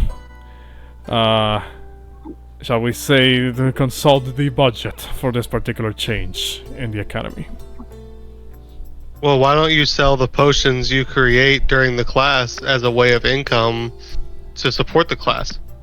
Exactly. So, and says, well, that is an interesting idea, if not for the fact that we are, after all, if for whatever reason the potions come out, shall we say, not of the highest quality, that will not reflect well on anybody. Well, you could have discount potions. Those are also things too for people who Treya. are. Treya looks over and says, "That's not what he meant. That if they weren't as effective, is if they have the opposite effect. We would not have them be spread amongst the populace without a form of quality control, which is why we need people knowledgeable on the matter." Now, I believe that you've given us enough to think about. We will certainly consider this proposal in a most positive way. Let this Clepius individual know about this, and should they offer himself to be part of the academy as a teacher, then we shall accept them with open arms. Also, I would like to state that by chance, if you guys did open up this storefront where all of these potions of different varieties would pass a quality test and be able to be sold, I can absolutely guarantee you that our party, the Darkers, would probably become your biggest consumer. As actually one of the top reasons we came back to Mytros was to actually consume and buy more potions of different varieties. I see. Kalkadon, what were you saying, Dirk? I walk up against one, like, and as a matter of fact, we've actually encountered a wealthy man, or say someone from far seas who has connections on another land, who was actually wanted to do some trade here in Mytros. So if, let's say, things were to go correctly, we might have even somebody from another land wanting to buy such potions. They look at each other, and Kalkadon says, would be an enticing business proposal, if not for the fact that it's extremely difficult for vessels to make it out of Tylea, or in, for that matter. Dealt with that already. Don't you worry about it. Is an interesting thing to know, and should, in a far or near future, an opportunity like that such may arise. We appreciate the potential investment. Now, it is about time that we continue with our own classes. Like we said, you're welcome to make use of the facilities of the campus as you see fit. But for now, we must bid our farewells, and we wish you the best of luck in your journeys. Thank you. I do have a question to ask. Do you guys know Mateus? Kertodos speaks up and says, "Yes, that's we know of the young man. He's very well known amongst the people of the campus. He is described to one of our other teachers, Master Archimedes. He's been making good progress in becoming another potential teacher on the academy."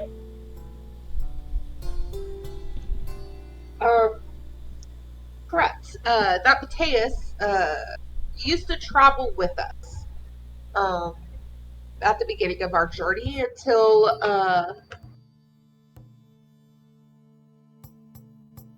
his calling brought him back here to further his studies of philosophy. We have brought some travelers from across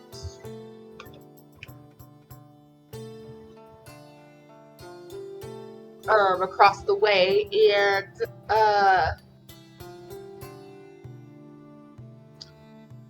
sorry, Cassie's brain hurts, so she keeps losing her concentration. Essentially, he's going to be helping teach these individuals that we had brought. They are a race of centaurs, and the centaur race used to have these mass abundances of archives of knowledge that have been lost throughout the years, unfortunately. And in doing so, their descendants have become a little bit lackluster in the being able to bring something to the world. If they do enroll in any of your classes, please do your best to really drill it into them how to make society a better place. We're trying to bring their culture forward with the times and bring it out of this cursed despair that they've been stuck in for so long. Atreya speaks up and says, well, depending on the teaching methods, drilling something into somebody may not be the most greatest approach. But we shall keep in mind this group of centaurs that you have brought to our gates. Macan speaks up and says, yes, quite so. And if it comes to the fact that they may not be able to quite catch up, I suppose, due to their what you have described as their upbringing, we will make sure that Matthews has enough tools and resources at his disposal to be able to assist them in whatever way he can. Thank you. As they walk away, I'm gonna be like, if you ever want a lesson in how to battle, you come talk to me. They very quickly and quietly. They very quickly and quietly leave the room. What do you say? Wizzy bite him now.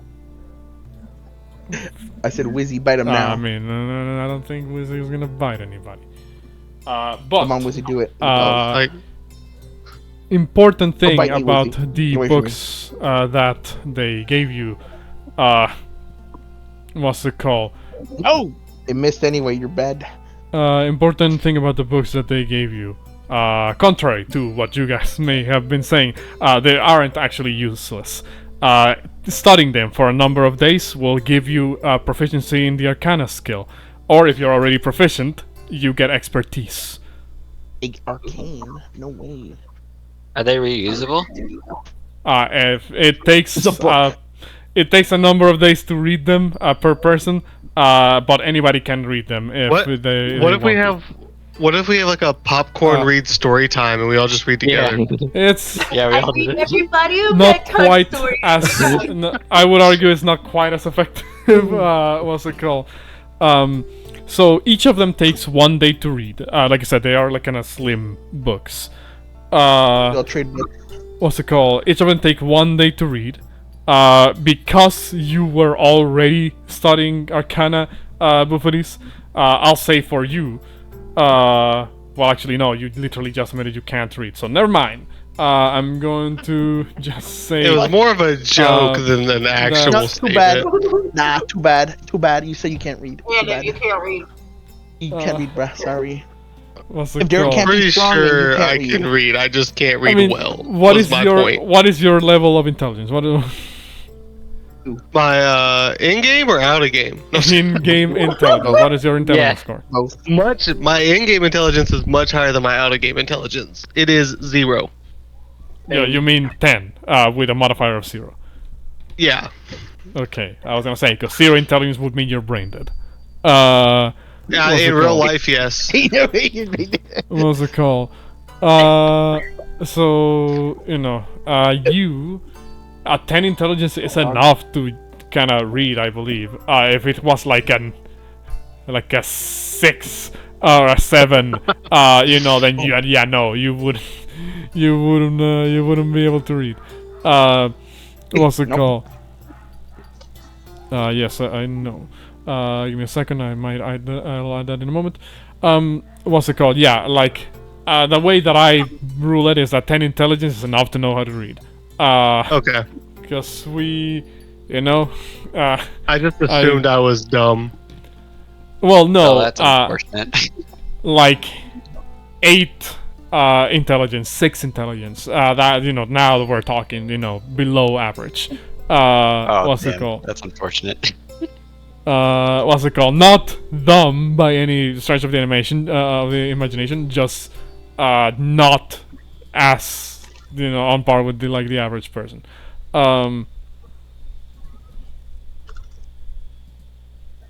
But yes, each of those books takes 1 day to read.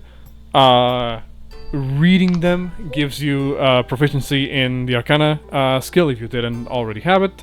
If you already had the Arcana, the skill in the Arcana skill, it'll give you expertise. However, you can't read them twice to gain the proficiency and then the expertise. So if I read the books, will that give me a better chance to learn the appraisal? I will say that for you specifically, because you already started training in Arcana, I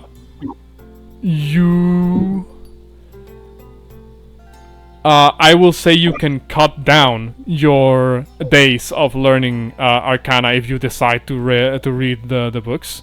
We'll say Okay. you can cut them down by 4 days. What's it called? But if you do wait out the rest of the days for learning proficiency, I'll just give you the expertise because you have the books on board as well. Okay, that's what I'll do. I'll just wait out the training with Heliope, and then I'll read the books after. Yeah. What's it called? So, give me a second.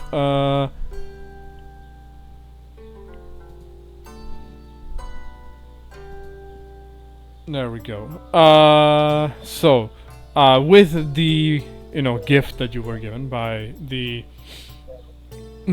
teachers, now that you've implanted into them the idea that alchemy is a valid field of study at the academy, what will you guys do now? We should see how I walk big of a away deal. as Ulysses literally chewing on Garrick's head. I think we should go back. Go talk to Cleptus. Yeah, we need to go back and Yeah. talk to the potion guy. And on the way back, Yeah. we're gonna look for my mysterious merchant man I'm trying to find. Okay. What's it called? Wait, you had another. Or wait, Yes. did Cass? I thought Cass had one more thing to do here. I am literally trying to find and see what else we need to do here. Cause I'm pretty sure there was one other objective we had at the academy before we leave. I think she It's took care of that when we definitely- first got here. Or did you need to talk to your aunt or your sister? Oh wait, no, that's at the castle. Let's see. I'm trying to find my list in chat. My list was in chat.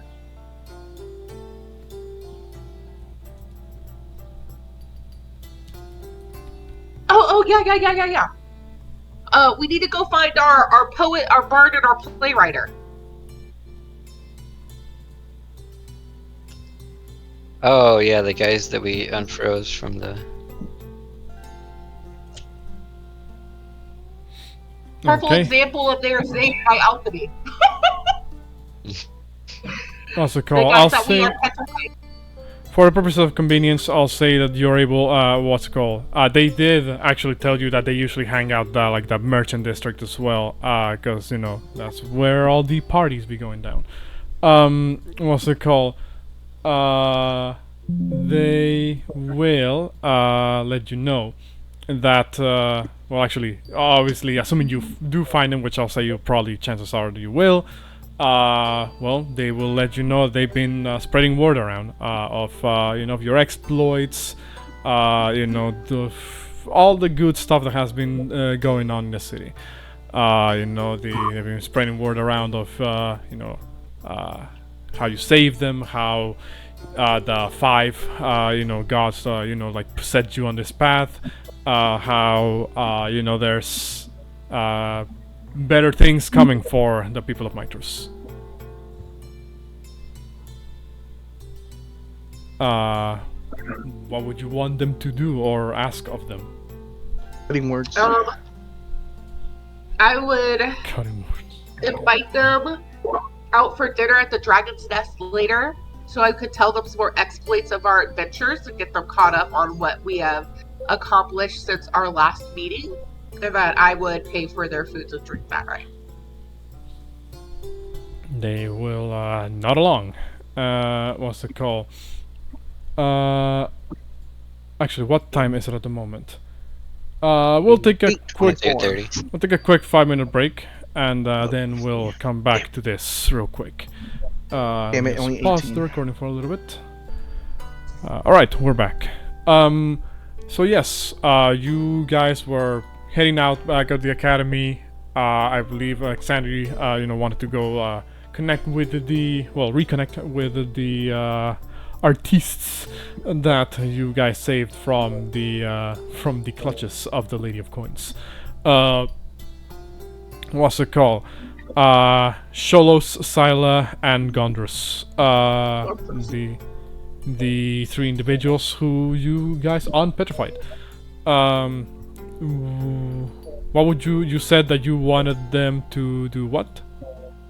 I would ask them if they would like to meet us at the Dragon's Lair later on tonight. I would buy their food and drinks and their night stay.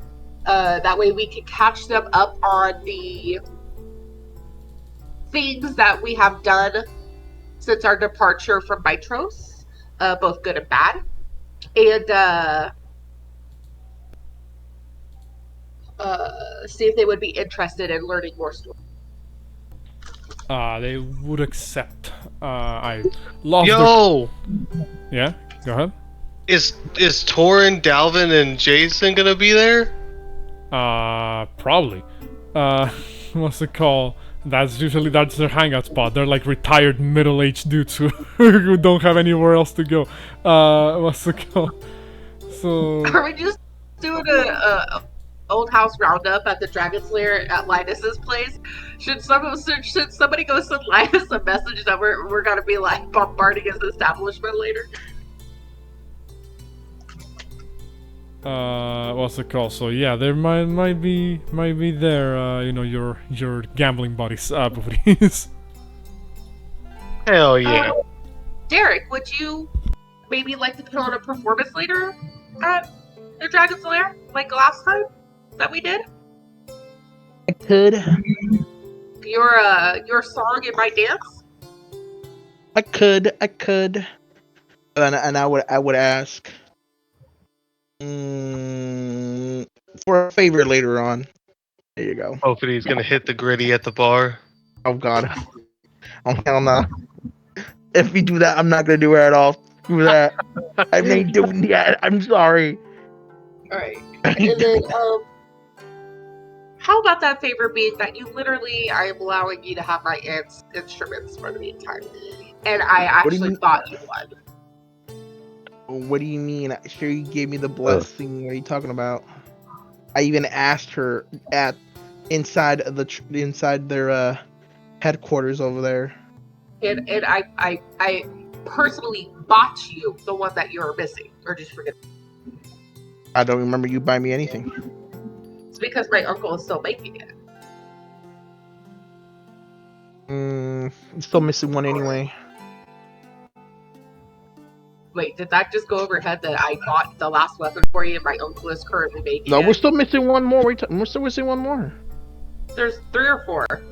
4. Oh, well, my uncle's making you one. Yeah, we're still missing the other one.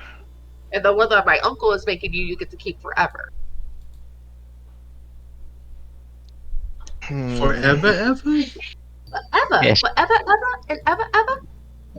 Well, I won't even need them once the thing is over anyway. Yeah, but this is a musical instrument you get to keep for life. I don't know. I'll think about it once it's created and actually sent to So us. wasn't there like another thing we needed to do besides? We need to go shopping. We need to go find the blacksmith for Belle. I need to go visit Gerolf and my auntie. Eric wanted to walk around with what's his face, the entrepreneur that we saved, the other me from the ship, and tell him about the great spots of Mytros. Oh, we need to including check on winery. the other place, the slums or something, to buy them more food. That's where Gerolf is. But also, the people that we rescued from the boat, wasn't this their destination in the first place? Yeah. Yeah, big Or are boys. they partying from us now?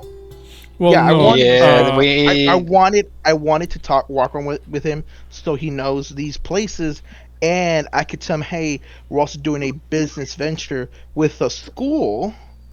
So if you want to, later on, you have connections with the school of Mytros about buying potions directly from the students, or like you said, future alchemists, philosophers.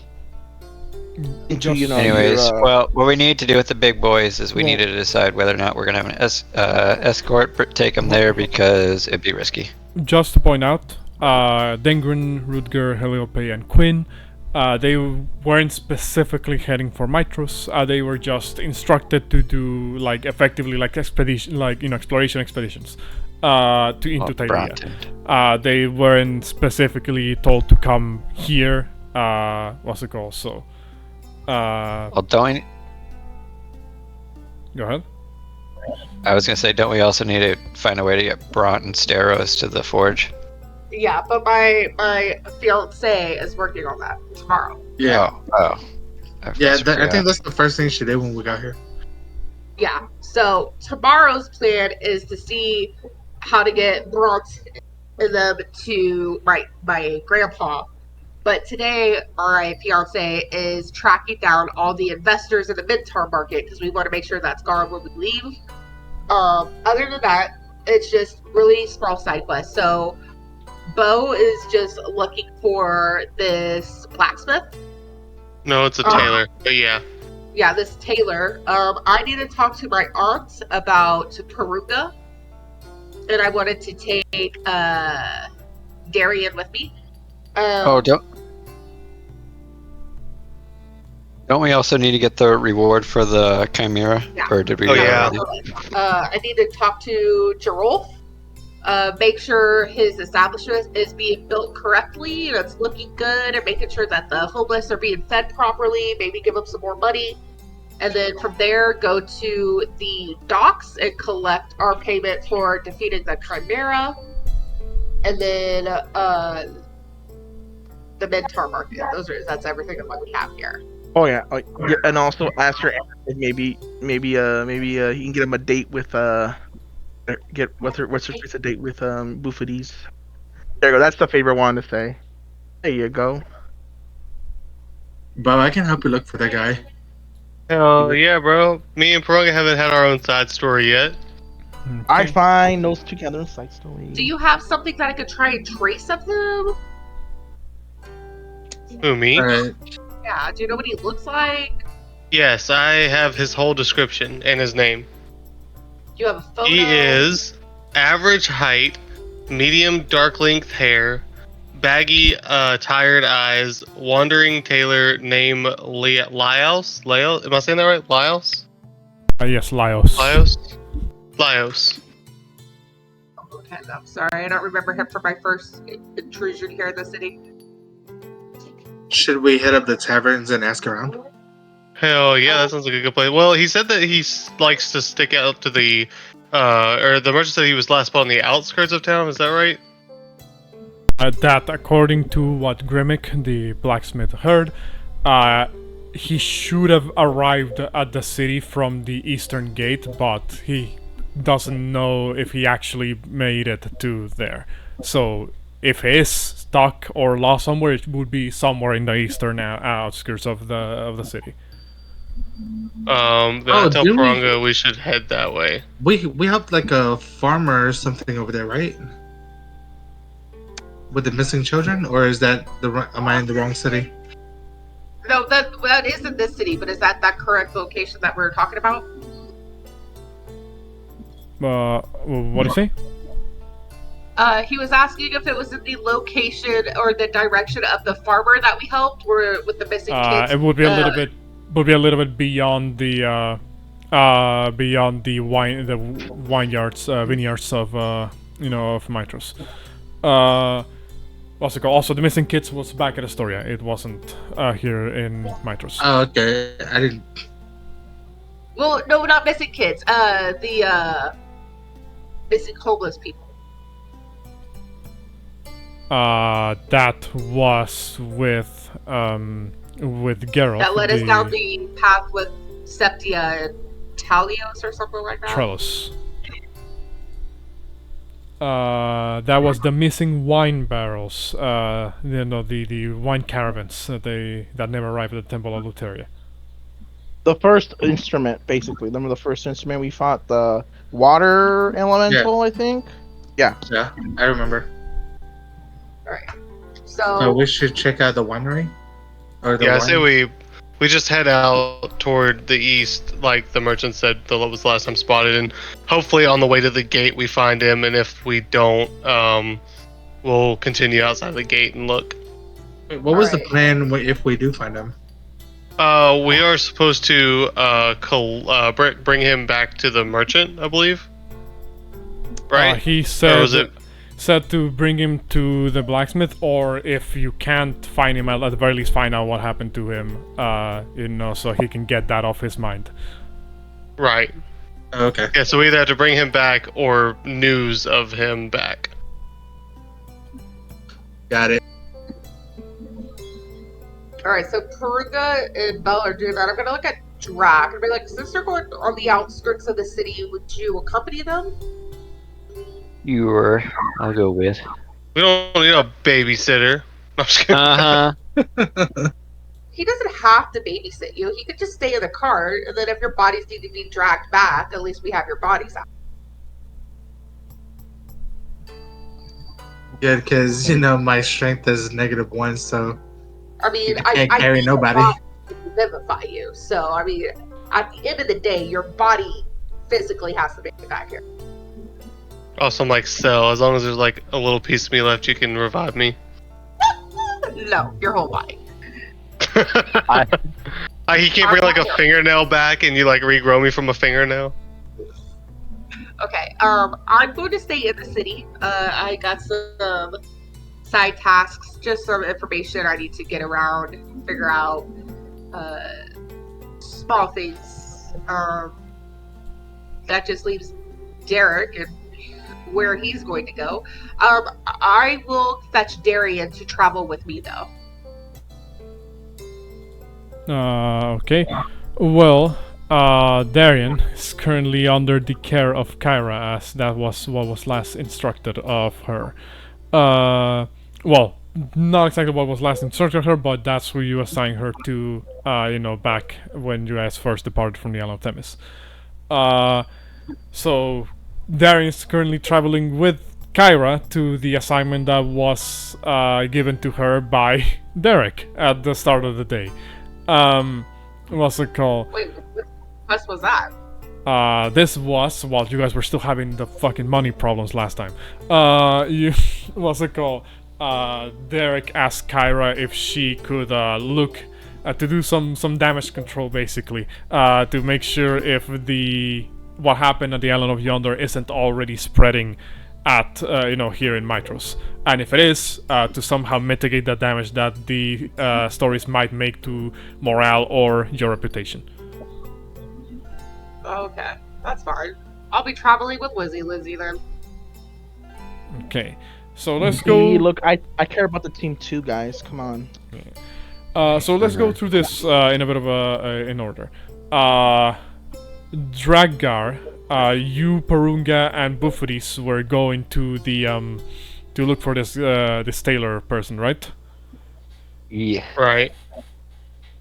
All right. In that case, what's it called? You guys would travel, to the east side of the city. What's it called?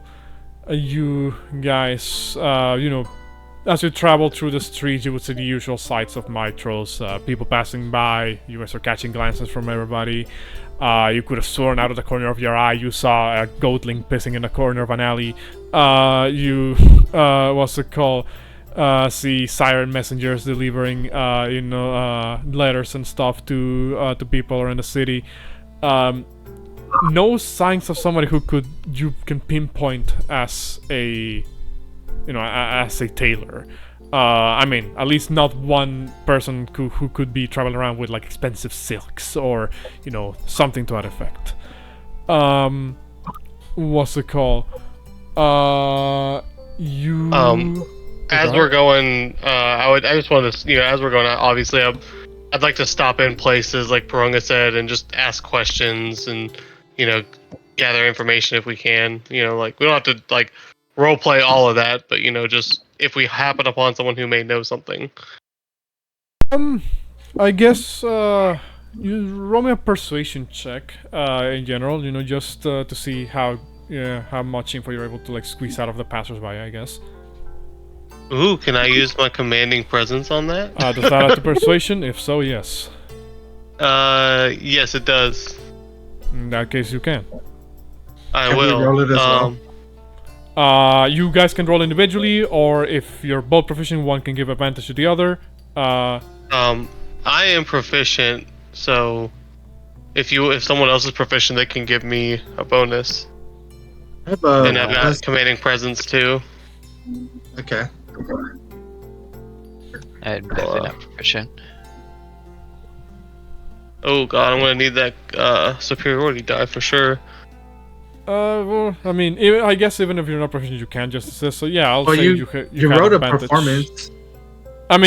What is your persuasion modifier? A 3. Mine's a 4.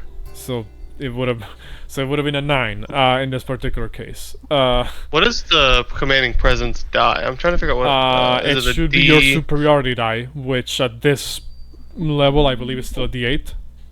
Okay. Of course. 10. Oh god.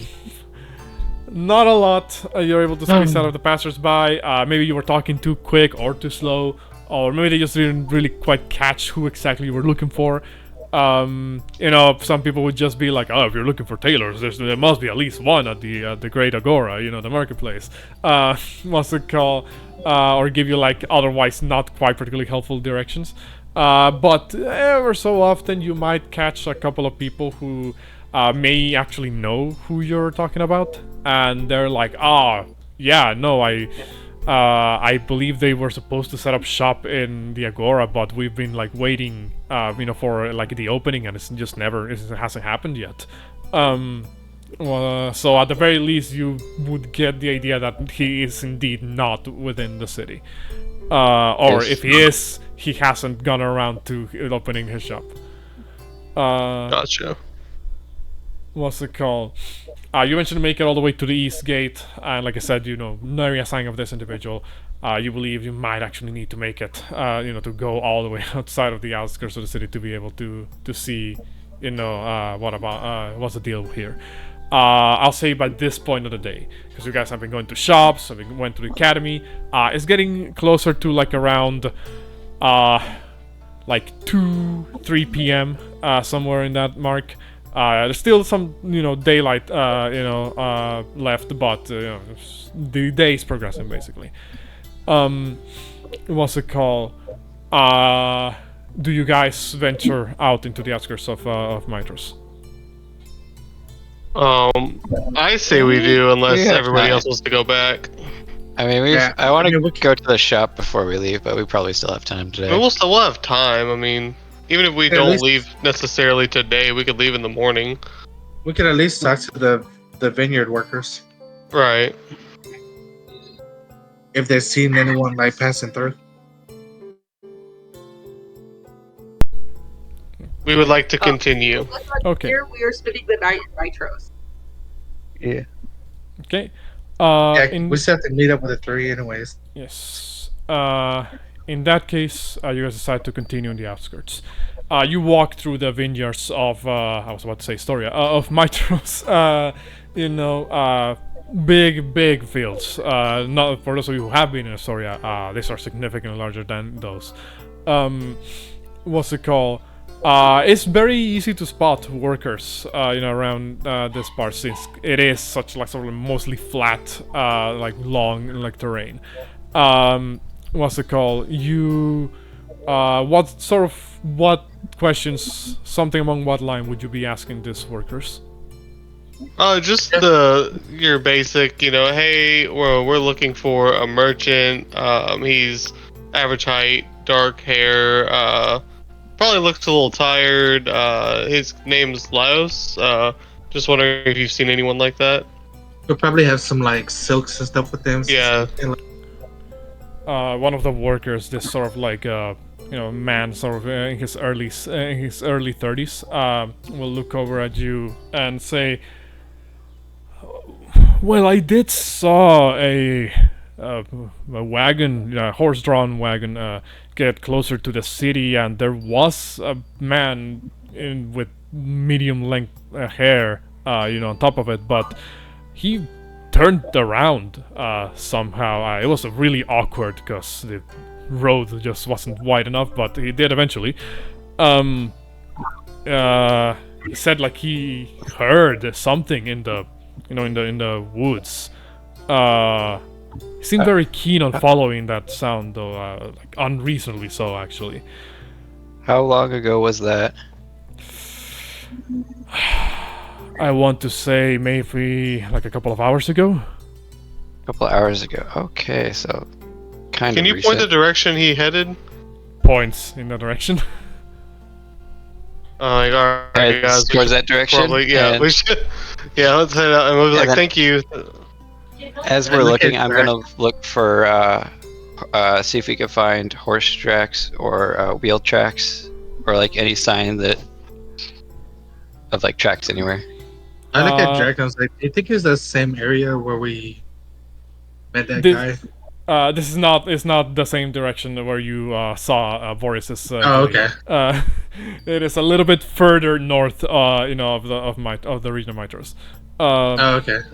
What's it called? So roll me a survival check, Drakgar.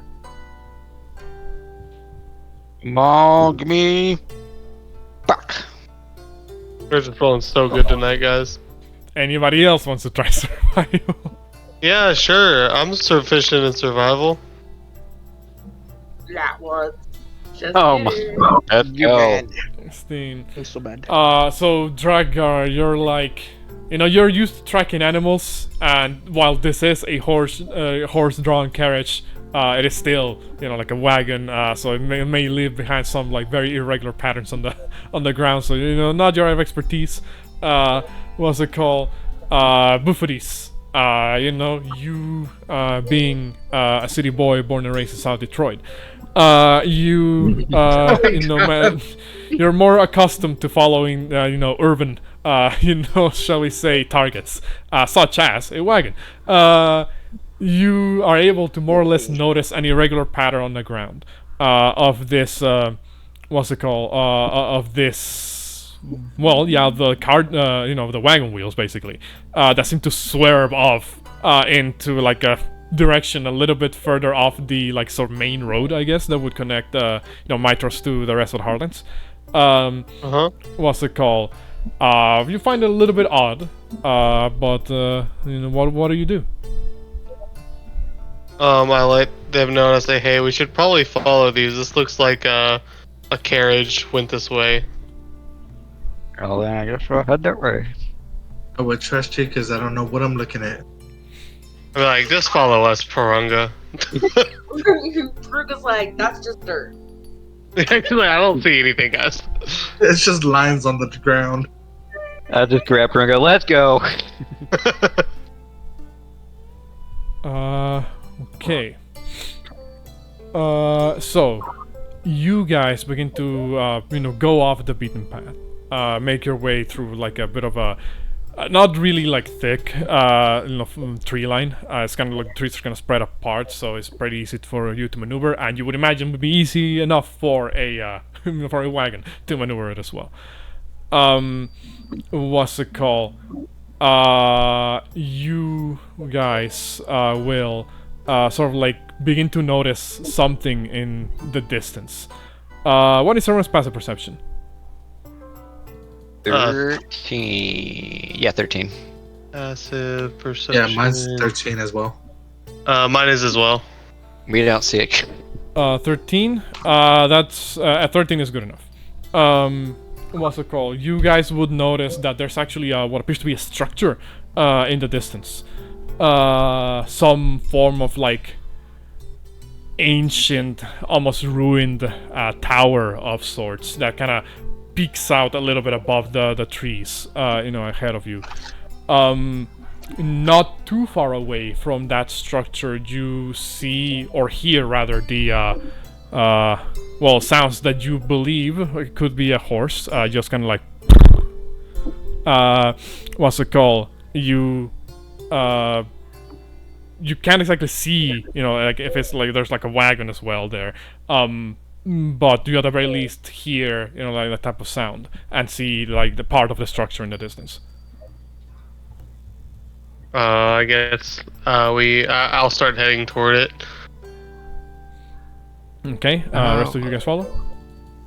Yes. Yeah, I'm trying to remember something, but yeah. Okay. You approach, and as I mentioned before, it is kind of like a sort of like a ruined sort of like tower.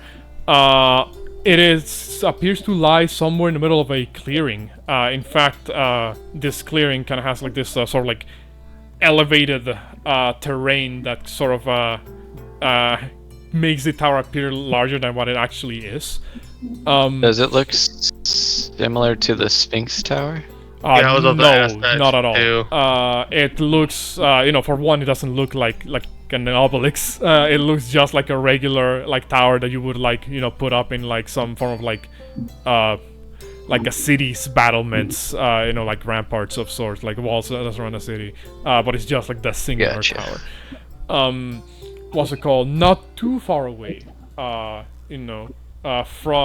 that tower. And now that you're in a clearing, you have a clear view. You do see that there appears to be less of a wagon, more like a large cart. That appears to be attached to a sort of like solitary-looking horse. The horse. It seems like rather unperturbed, but you do hear like the sound of wind, lots of like rushing wind, around somewhere, perhaps emanating from the tower. Upon just at a quick glance, what you can tell is that the cart, that the horse seems to be, attached to, seems to have like this weird sort of like banners that kind of dangle from the sides that seem to have like a wide variety of sort of like embroidery on them. Do we recognize the symbols? Yeah. They seem to be symbols from. I'll say you can recognize them at first glance. They seem to be symbols of like the cities of the Heartlands, Astoria, Mytros, even Orisha, you believe. Seem to be depicted in this. In this banners that can dangle from the sides of the cart. The cart also in the interior of the cart you actually see lots of boxes. That's like wooden boxes. You're not sure quite what their contents are. I'm gonna put you guys to this next map. You guys will be coming in from the right side. So is the cart stationary right now? Yeah. It appears to, yeah. You Okay, don't know exactly what what's... side are we coming in from? coming in from the right side. Right. You're not quite sure what's inside the tower. I know you guys can see the full map, but I don't have the fog of war up. Not too particularly important. I guess I would like to look around and just see if I see anything. Mostly, do I see anything that looks like maybe signs of battle or anything that could make me think that there may be enemies around? Not actually, no. Doesn't seem like the horse is damaged. Doesn't seem like the cart is damaged. It's almost as if whoever left this just kind of up and left, or at the very least, like hitched the horse here, while they were gone. I was like, I wonder what happened to our guy. Yeah, I was like, this seems kind of suspicious. It's true. Can I sneak up to the cart? Wait, didn't we already look at... I thought we looked inside the car. You already looked at Oh, the we did? cart. Oh, Or we did did? we look Okay. inside it? I thought we only glanced at it from a distance. Oh, sorry, I was I might muted. be wrong. Like I said, inside the car there's like a lot of wooden boxes, like closed wooden boxes inside. You do notice other supplies like a bedroll, some what you believe to be kind of like this dangling like a mess kit that seems to be like hooked on some hooks that are in the interior of the wagon or cart rather. What's it called? It doesn't look like anything was stolen. If that's what you were wondering. Can I inspect the contents of one of the boxes? You crack open one of the boxes and you see a wide variety of cloths and silks. I was like, well, guys, this is probably our guy. We just have to figure out where he is. Do any of the statues over here? Look Well, you can't like see they- those from this angle because you're they're Oh, at never the mind. Sorry. base Yeah. level of the tower. Would you like to go up the tower? Yes. Yeah. I'm gonna carefully just inspect the surroundings, but get closer to the building. I'm gonna follow him, but at a distance. I was just about to say that for me. You go up. You begin to kind of like slowly approach the upper parts of the tower, while your allies are hanging back a couple of paces from you. What's it called? You make it all the way to what you believe to be like the entrance over here, and as you turn, are you stealthing first of all? Yeah. Then roll me stealth. Yoink.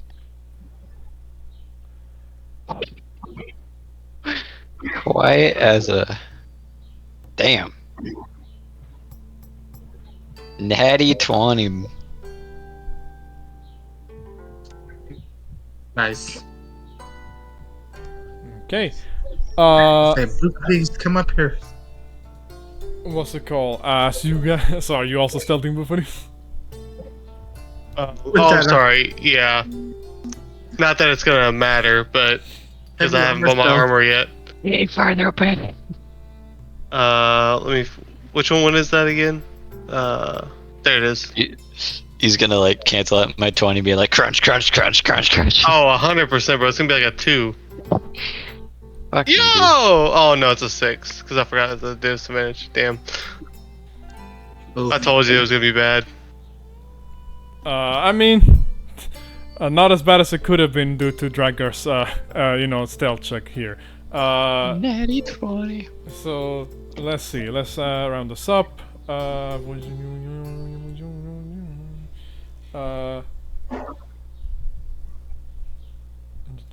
like 12 point something?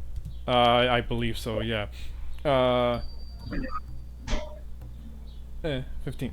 So what's it called? So you begin to all sort of like in single file sort of like climb up the the side ramp of the tower, and as Drakgar you're at the, you're the one at the very front.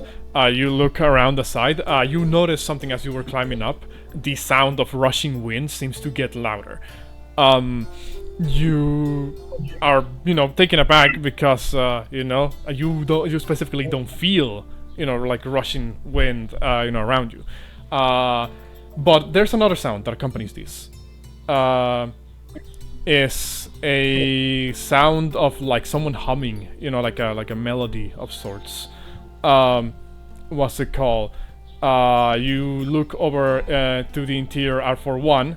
You see what appears to be like this sort of like hovering entity above, like at the very hidden somewhere in the middle of the tower, like between the interior walls. You see this hovering entity. What's it called? That appears to be some form of like moving, possibly sentient like cloud, or that seems to be sort of like hovering a couple of feet up in the air. What's it called? The humming appears to be coming from. Oh, go ahead. I was gonna say, once I start hearing this humming, can I close my ears or cover my ears? You can. You kind of instinctively cover your ears. Safe. You're not sure if there is a magical effect being carried with the, with this humming. Yeah. That's why I wanted to do it, just in case. What's it called? The other thing that you that you figure out, what's it called? Is that the source of the humming. You see it. You see what appears to be a what's it called? Sort of like beautiful female individual with long white hair that almost looks like it's wind itself, sort of like flowing behind her. She seems to be currently almost as if she's like doing some form of like outfit presentation. Like you see her move around like in this sort of like elegant cloak and this sort of like white dress attire that kind of seems to be like matching colors. What's it called? The not too far away from that individual, someone who appears to be a man matching the description that you were sent to investigate. Medium length hair, sort of like bags under his eyes. Seems to also have like this very well made sort of like scarf around his neck. Seems to be sort of like as he's looking at the woman doing like this sort of like trying out clothes basically. It seems to be kind of like pulling down like sort of like almost like a measuring tape to kind of like figure out almost you hear him mutter something like almost like, oh yeah, this yes, perhaps of this length, yes, something to that effect. What's it called? Yes, this is what you see in front of you. Does he look like he's charmed? Looks very actually, focused. I don't know if we can tell that. Like he looks very focused on his job at the moment. Oh, okay. Yeah, I was gonna say I don't know how I could explain. Never mind. Ignore that. I will. I'll look at Porunga and kind of like nod like this is our guy, but still stay hiding. Okay. And I kind of nod my head as well. And considering I see Drak covering his ears, I will cover mine as well. Okay. You all kind of cover your ears, and what do you do? I'm gonna make myself invisible. Alright, you're gonna cast invisibility on yourself. Oh, should you also make me invisible? Do you want me to? Might be a good idea, so we can, or either me or. I mean, I can twin spell it. Yeah, I'm thinking. Probably. Ooh, what if we have you invisible me, and then we have Bo approach because he's not very stealthy. Yeah, that's probably the better idea. And then if shit hits the fan, we can wapow. Okay.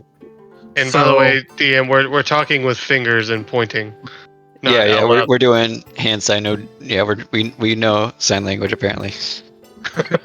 Guys, less sign language, just more like pointing and like. I pat Drac on the shoulder and then cast invisibility, twin spell, both of us. Alright, so you twin spell invisibility on the two of you. Okay, and then I guess I know it's not even worth trying, but I guess I'm going to attempt to continue to stealth forward into the room to get a closer look.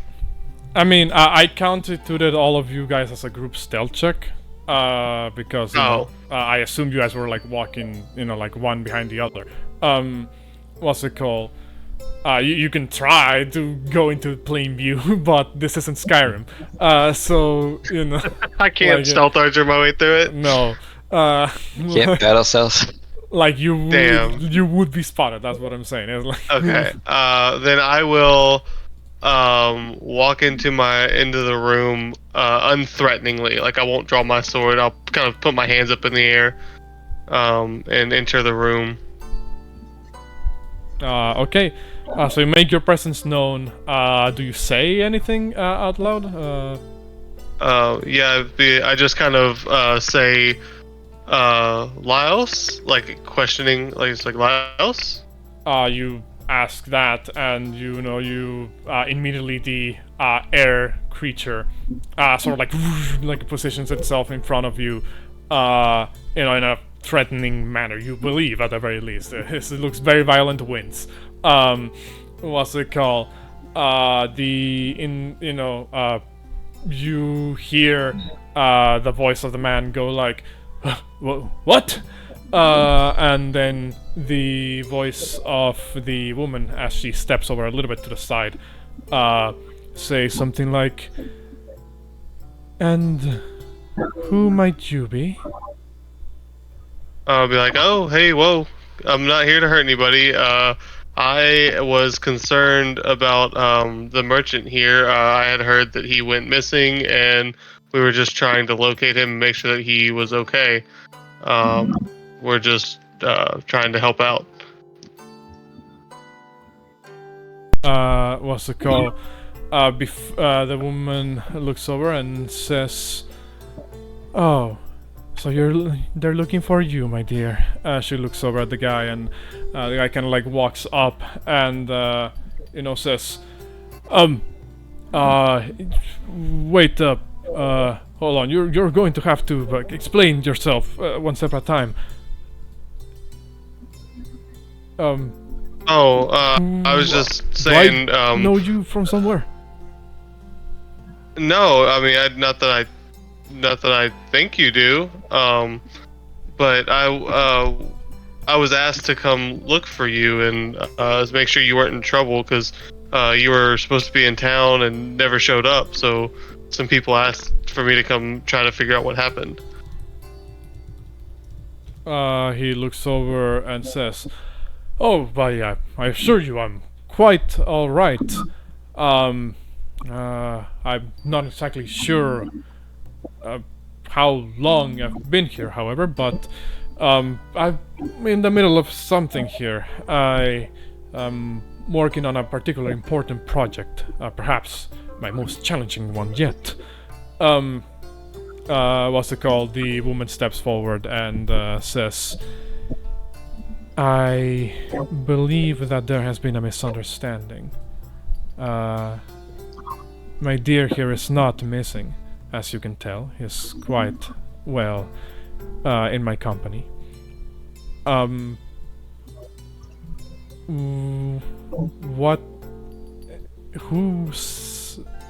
Are you here to take him away somewhere?" No, not take him away. We were just asked to make sure that he was okay, and if possible, his friend wanted to see him in town and make sure that he was okay. The man kind of looks at you and shrugs and says, "Friend? What friend?" Outside of game, Bell forgot to write down his name. I know it starts with a C, but I can't remember. It starts with a G. Oh, G? Grimmick. Is Grimmick? Grimmick? Yes. Grimmick, that was... Grimace. Yeah, remember I was making fun of him for sounding like Grimace? Yeah, I don't know where I thought for some reason it started with the C. I don't know. But yeah, I'll be like, Grimmick. He said that you, he said that he knew you and that you had gone missing and he wanted me to find you. He sort of like thinks for a second and then it's like, "Oh, yes, him. Oh, well, you can tell him that I'm quite alright. As I said, I'm working on a very important project. Most fair Lady Uria here is, well, my muse at the moment. For the life of me, I'm stumped in how to, well, create an outfit that may equal her own beauty."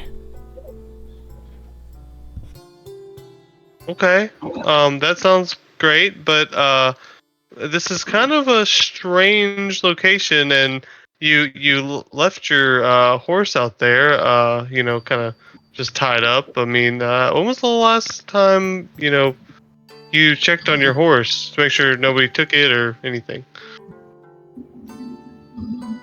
He kind of looks your way. It kind of, when you mention horse, it's like almost again. There's like this passing confusion in his face, and he's like, I suppose it's been a while. I think, but it's fine. It should be fine at the very least. This place is very isolated.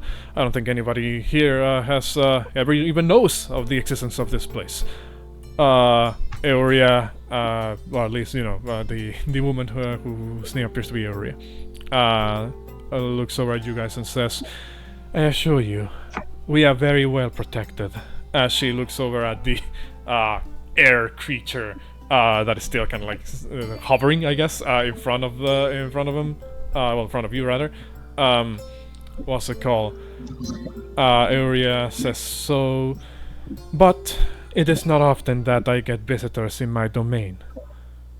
Would you happen to be a adventuring type of sorts?" I am. Looks Is over. there something I could help you with? She looks over. You know, do you? And you know, seems to kind of like analyze you for a couple of seconds.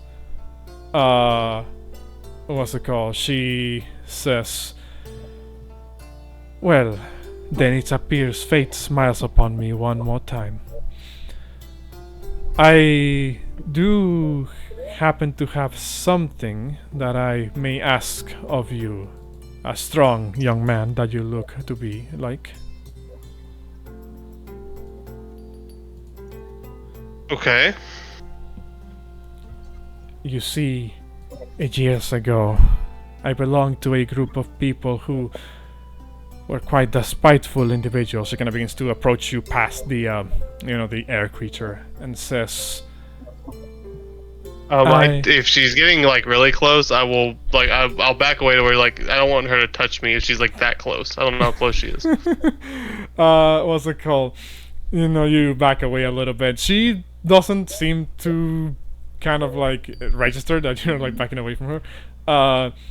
And she says, "These people hurt me and those close to me very much. They stole something from me that I very much want." Okay, what would that be? She looks at you and kinda says, "They stole from me a very, very special harp." Your news. Oh God. Okay. Yeah. Okay. A harp. I understood. What's special about the harp, if you don't mind me asking?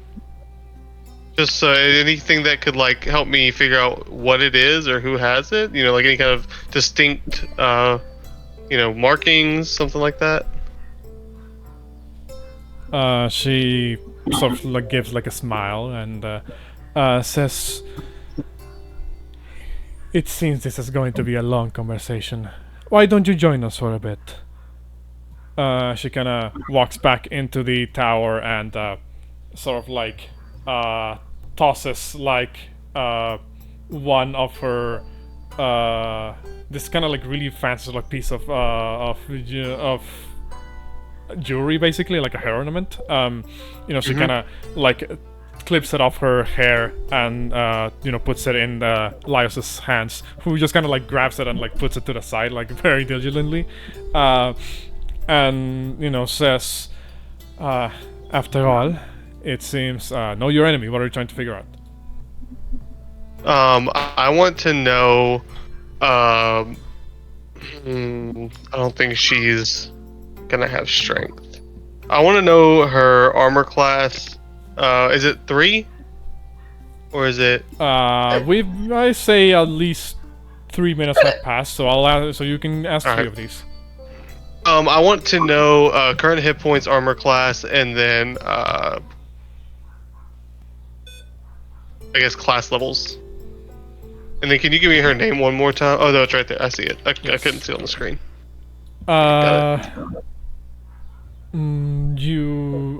Okay, so current hit points. What are your current hit points? 86. 86? Higher than yours. Okay. What was the other one? And then Constitution. What is your constitution? Mine is. I'm too far down my character sheet. 1 second. 18. 18. Lower than yours. Okay. And one more time. One more. I'll allow you. And then the class level. Class levels. Let's see. What would her class levels be? You don't believe she has any class levels? Oh, okay. Now, I guess out of game, or would I know what this creature is, or like? Does it seem human? I guess. She seems mostly human, but you can make me I'll say this would be a nature check. Okay. Of course. No, I can't tell what it is. No, She, you're fairly certain, at the very least I'll give you this, you're fairly certain she isn't fully human. Okay. And then I'm assuming that the big thing is a wind elemental? You can presume correctly. You have seen elementals before, both earth and fire. This one looks roughly the same size, and I'm made out of wind, so you can make a safe assumption that this is an air elemental. Right. Okay. Yeah, I guess I'll go in with her. I'll still keep my distance, and I'll I guess continue the conversation for now. While Bouxfhades is walking a little bit further into a tower, Drakgar, Porunga, you guys doing anything? I'm assuming they heard all that, right? Yes. I'm staying cautious. I'm staying cautious for now. Staying cautious. Alright. In that case, you walk further into the tower. I guess move yourself a little bit further in. I smell. Okay. Jesus Christ. Some burning smell is coming from outside my window. Let me just make sure that's not something for a bad. second I thought that was in the game. I thought you were talking as the character. I was like, oh god, what's burning? No. It's coming from outside my window. Give me a second. No, you're good. It doesn't smell like burnt toast. You're good. Oh god. Alright, I'm back. I couldn't figure out what it was, but I don't think it's nearby. So, That's good. This is Pumo asking. So she's asking for a harp that someone got stolen. So does that mean she wants the Boris harp? Borealis? Maybe. Well, We it's shall assumption, find out. Assumption, We're of not course. there, and none of those guys are gonna remember that, bro. I know. I said this is what Pumo is asking. Like, oh, so I'm guessing. Maybe that's what I'm guessing. That she wants the Borealis harp that I have. By the way, me. Of course. Very dear. What's it called? You will, you kind of walk a little bit further. Area, kind of has the air elemental sort of reshape itself into kind of like this almost cloudy, sort of like cloudy shape, and begins to effectively serve as like a very cushy, cushion for her. What's it called? Almost as if it's it's her command. What's it called? Meanwhile, Laios is kind of putting away his little implements such as his measuring tape and the like. What's it called? Or measuring string rather would be in this day and age. What's it called? Area kind of sits down, looks at you, and says, I want this harp because, well, it belonged to a friend of mine, but I believe that friend of mine was hurt and may no longer possess the harp. I met Elias while I was out here, simply thinking of what to do. He was so kind enough to listen to my plight.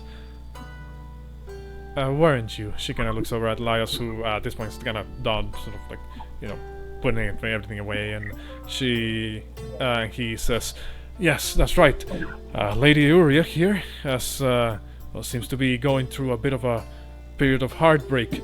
I'm but a mere traveling merchant, tailor, but I can't very well turn away a lady in distress when the situation comes to pass. I thought that by perhaps presenting her with some of my finest wares, I may be able to help mend that level of heartbreak. But alas, I cannot find an outfit that is good enough to match the beauty of Lady Uria. At this point, would I be able to, any kind of way, tell if he's charmed? You could make an Arcana check. I haven't trained in that yet. You got it. Let's Hey, go. I learned something from Steros, at least. Or, yeah, Bront. No, Bront. I learned from Bront, yeah. Okay. Bam. You realize something. He doesn't appear to be charmed. His eyes are very well focused. They're not like glazed over like it usually is with like people who are under a charm effect.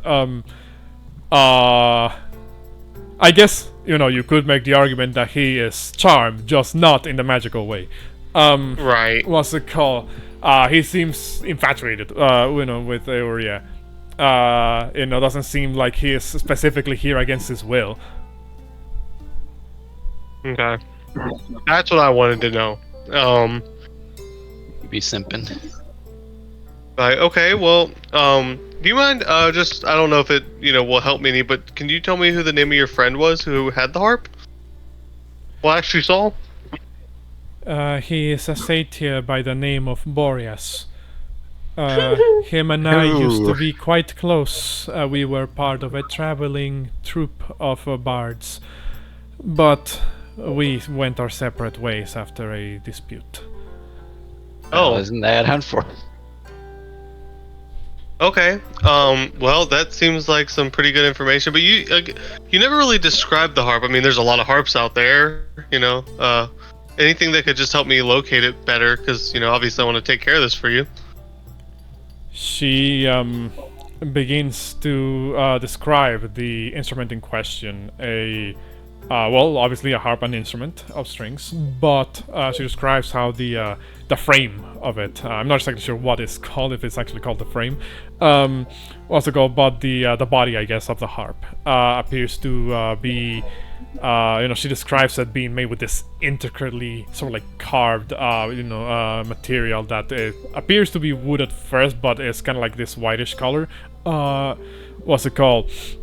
With the top ends, with like one of the ends of the harp's body, kind of being carved in such a way that it seems to resemble like a flowing wind almost. What's it called? It hits you pretty quickly that she may be describing the harp that your allies have. What's it called? That you've seen them on occasions perhaps pull out and use. Well, I saved it, didn't I? From the island of yonder. Wasn't that one of the instruments? Yes. Yeah. So I would know it rather intimately. Mm-hmm. I keep a straight face. I'm like, okay. And if you don't mind, last question. I assume it was in Mytros, but where was the last place that you saw the harp? I last saw it in possession of my friend. Right, but like, where was he? I guess I'm just trying to figure out where to start my search. Sadly, it is really hard for me to determine that. We got separated, but I did manage to reunite with him somewhere in the old woods. By then, however, he no longer had the harp in his possession. Rude. Okay. Well, and obviously, being an adventurer, I'm assuming there will be some kind of reward for finding this harp and bringing it to you?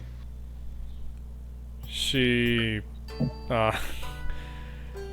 smiles, looks at you intently and says, "Yes, there will be a great reward."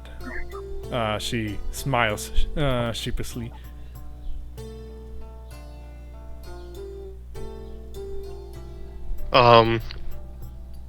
Well, okay, that's great. I am gonna go look for your harp, and I will let your buddy, Grimmick know that you're okay.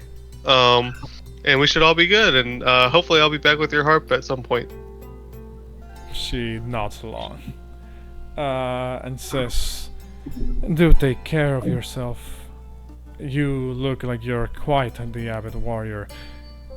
I would not want someone like you to be hurt and have their talents wasted. Not before I'm able to properly reward you." Okay, in Bo's head, does Bo know what the harp does? Because I know one of them, like, summons a storm. Is that the harp, or is that a different one? I'm not sure your team... Never uses them. Yeah, I'm not sure your team would have told Okay. you what it does specifically. That's why I if wasn't something sure. They've ever used. Okay. Yeah, No problem. but we should definitely tell the squad. Yeah, I am gonna just, say my goodbyes and let them know that I'll take care of Grimmick, and I will look for their harp and be back.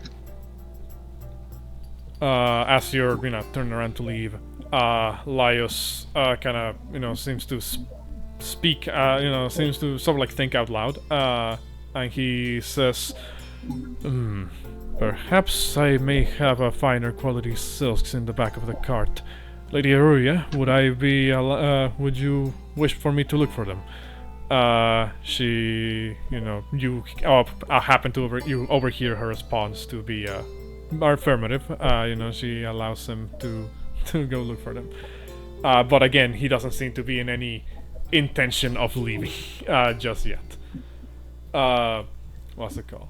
So you guys go back to back to the city of Mytros. Well, looks like we got another quest. So I guess once we're out of distance of the tower of them, I'll be like, "Porunga, Drac, are you here?" Yeah, right. Because obviously I can't see them. But yeah, I'll explain later. Let's just Okay, get back so to we them. hurry back to the city then, rushedly. Okay. While you guys were doing that, Exandri and Derek, what were you two doing? Well, I can't remember. Were you guys traveling together, or were you guys doing your own thing? You want to travel with me, Derek? As I go about the city.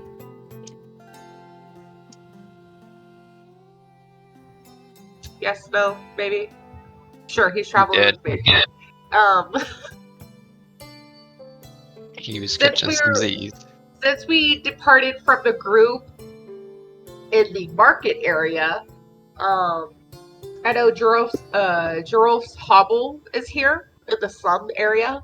That's the hovel that I paid to help him turn it into a soup kitchen, and then I paid to have like updates installed in his place because I was going to be his benefactor to help take care of the slums here because it was such a massive slums area for a city, and that the king didn't care about the people who were suffering from Sidon's lightning attack. We're going to that place. Okay. You go through the streets, tightly packed streets of Stygian Row, which is what this segment of the city is called. Make your way through it, making sure to hopefully not bump into anybody, or cause any ruckus. And eventually you make it to the location that you remember, it being Geralt's Hovel, as it's called. There appears to be almost literal new coat of paint on the building. What's it called? Doesn't seems like there is a progress in it being like updated. You see like some people like coming in and out of the building. Some of them look like perhaps they're workers because they don't particularly look like, I guess, homeless ? What's it called? So you believe it's making some form of progress. What do you do here? I just want to check up, see if he needs any more cash, see how the soup kitchen's going for the slums. You approach Geralt. He looks up from his desk that he has like towards the front of the place where he keeps track of everybody coming in and out, and he says, "Oh, it's you. I heard you made it back into the city. It's kind of hard to miss a ship that size, you'll be surprised to know that everything's going pretty alright here. We haven't really had any cases of missing people, anymore since the last time. We tried the best we could to, have the belongings split to the next of kin, but not much luck on that front. We had started putting money in repairs. We even had a couple of priests from the Temple of the Five, show up, every once in a while here. Everything seems to be going kind of smoothly, though. Well, nothing is perfect. We're still having a couple of troubles with local authorities. How they are. Don't loiter around, and stuff like that.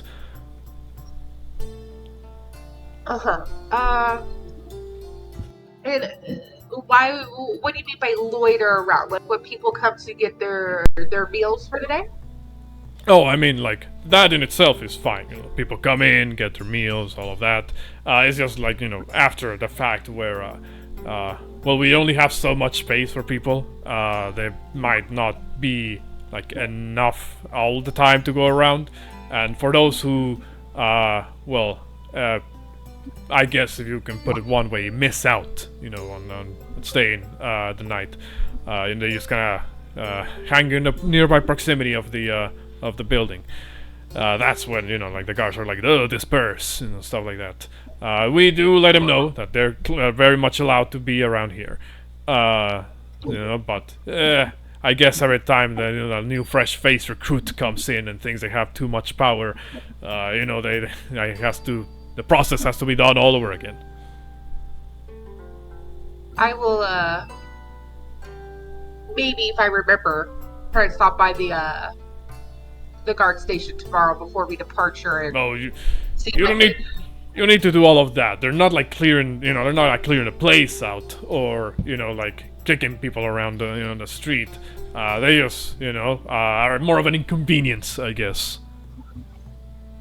Do you have an idea of how we can fix the solution of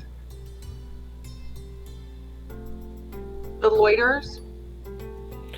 I mean, maybe if we construct more rooms, but that would be an extra pretty penny here. Okay, so off the record, last time I left him with 300 gold. Like, how much more is he talking? We're talking about not just remodeling. This is like straight up constructing more, like another segment of the building. What's it called? I would say that's somewhere in like the 600 like mark. Okay. How's your food supplies? It's still coming steady? I did pay them a hefty sum to make sure you get daily goods. Still doing pretty alright, and like I said, we have some visits from the priests at the Temple of the Five. There's sometimes they drop in a couple of things here and there as well. Okay. Not sure who let Queen Valus know of this, but, thank her, I guess. Well, she is my auntie. He nods along and says, well, yeah, that seems to be the story nowadays. But you're good. You're good, Giraffe. You don't need any more money. You don't need... Like I said, if we want more rooms, maybe we could use the extra cash. That could help us avoid, guards, moving people around when they shouldn't. But otherwise, I think we're holding up pretty alright. Well, there hasn't been any floods recently, so that's pretty good. And the king hasn't imparted like a new decree where like taxes go even further up or anything like that, so it's also pretty good as well. Okay. Let me talk to my fiance tonight, see where Buddy stands after I replenish goods for our departure, and if I can front you the money for the extension of the your hovel for the soup kitchen, I will dispense them to you before we leave. Okay? Well, your help is very much appreciated. Well, the city's poor condition plays to my heartstrings. I just want to make sure everybody, even though it doesn't seem very big, at least it's getting some genuine care. And I appreciate you, Giraffe, for being the head of that operation. Well, I can't take all the credit. Down here at Stygian Row, we all look out for each other. I've been getting a couple of deals. Well, not really deals, but like a network, I guess you could say, going. That's good. We've been moving things around, talking to people, getting to know more people. We even had a couple of interactions with what's her face, Ambrosia, back from the Siren's Roost. Now, no, don't worry. I know that may be a bit of a strange implication, but trust me, she's looking out for us, and we're looking out for her. Okay. Nothing illegal, nothing suspicious, no suspicious activity. He looks over and says, no. And even if there was, you think I would tell you? I am paying you. I would like the honesty. I mean, yeah, but you know what they say, I don't want you to live in your conscience that there might be something bad happening. Which there isn't, just to be clear. Hey, it was kind of some Stygian Road humor, okay? It was a joke. Don't be suspicious, outside don't be suspicious. You haven't been hearing any, bad rumors or anything that we should be aware of to try and assist you with while we're here? Holy shit, I accidentally placed down the wrong token. What's it called? Any rumors you say? He asks, rumors? What type of rumors? Anything bad pertaining to my group, the Dawnbringers?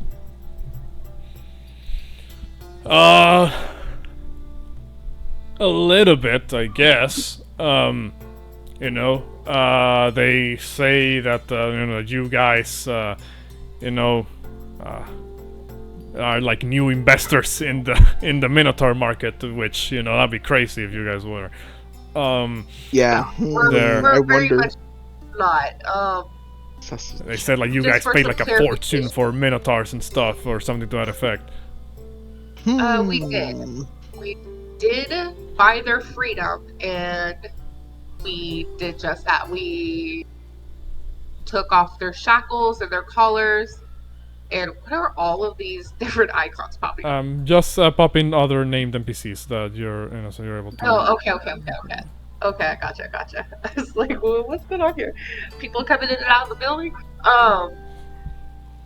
We did drop a pretty penny there, but it wasn't because we wanted slaves, and it's definitely not because we are investing or appreciate the Minotaur market. It's just we don't know how to diminish it. If you have any ideas, please let me know. While we were here last time, we fortunate enough to have a big enough purse where we were able to free those minotaurs. We did set them free. We sent them back to Astoria where they could choose to start a new life. They were in the city where they would be welcomed, or that they had the option that once they got there, my sister, the queen, would help get them situated to a point where they could travel safely back to their families and try their hardest to persuade them to relocate. So, that's what really happened. Geralt kind of thinks for a moment and says, well, I mean, if like, you know, taking down a mentor mark is what you're looking for, I can't help you there. Like, I heard stories, you know, that the Lady of Coins, you know, was like, you know, sabotaging it from the shadows and stuff. You know, suddenly minotaurs would go missing.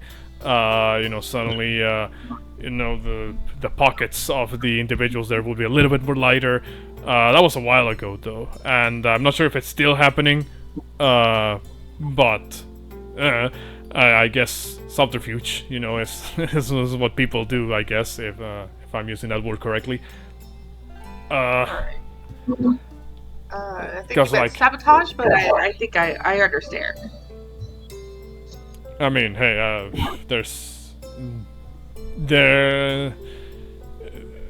sabotaging it could work. Like, I personally steer clear from that place, cause you know, I don't want to cause, I don't want to drag any trouble over here in our way. Nope, I agree. That's a good business decision.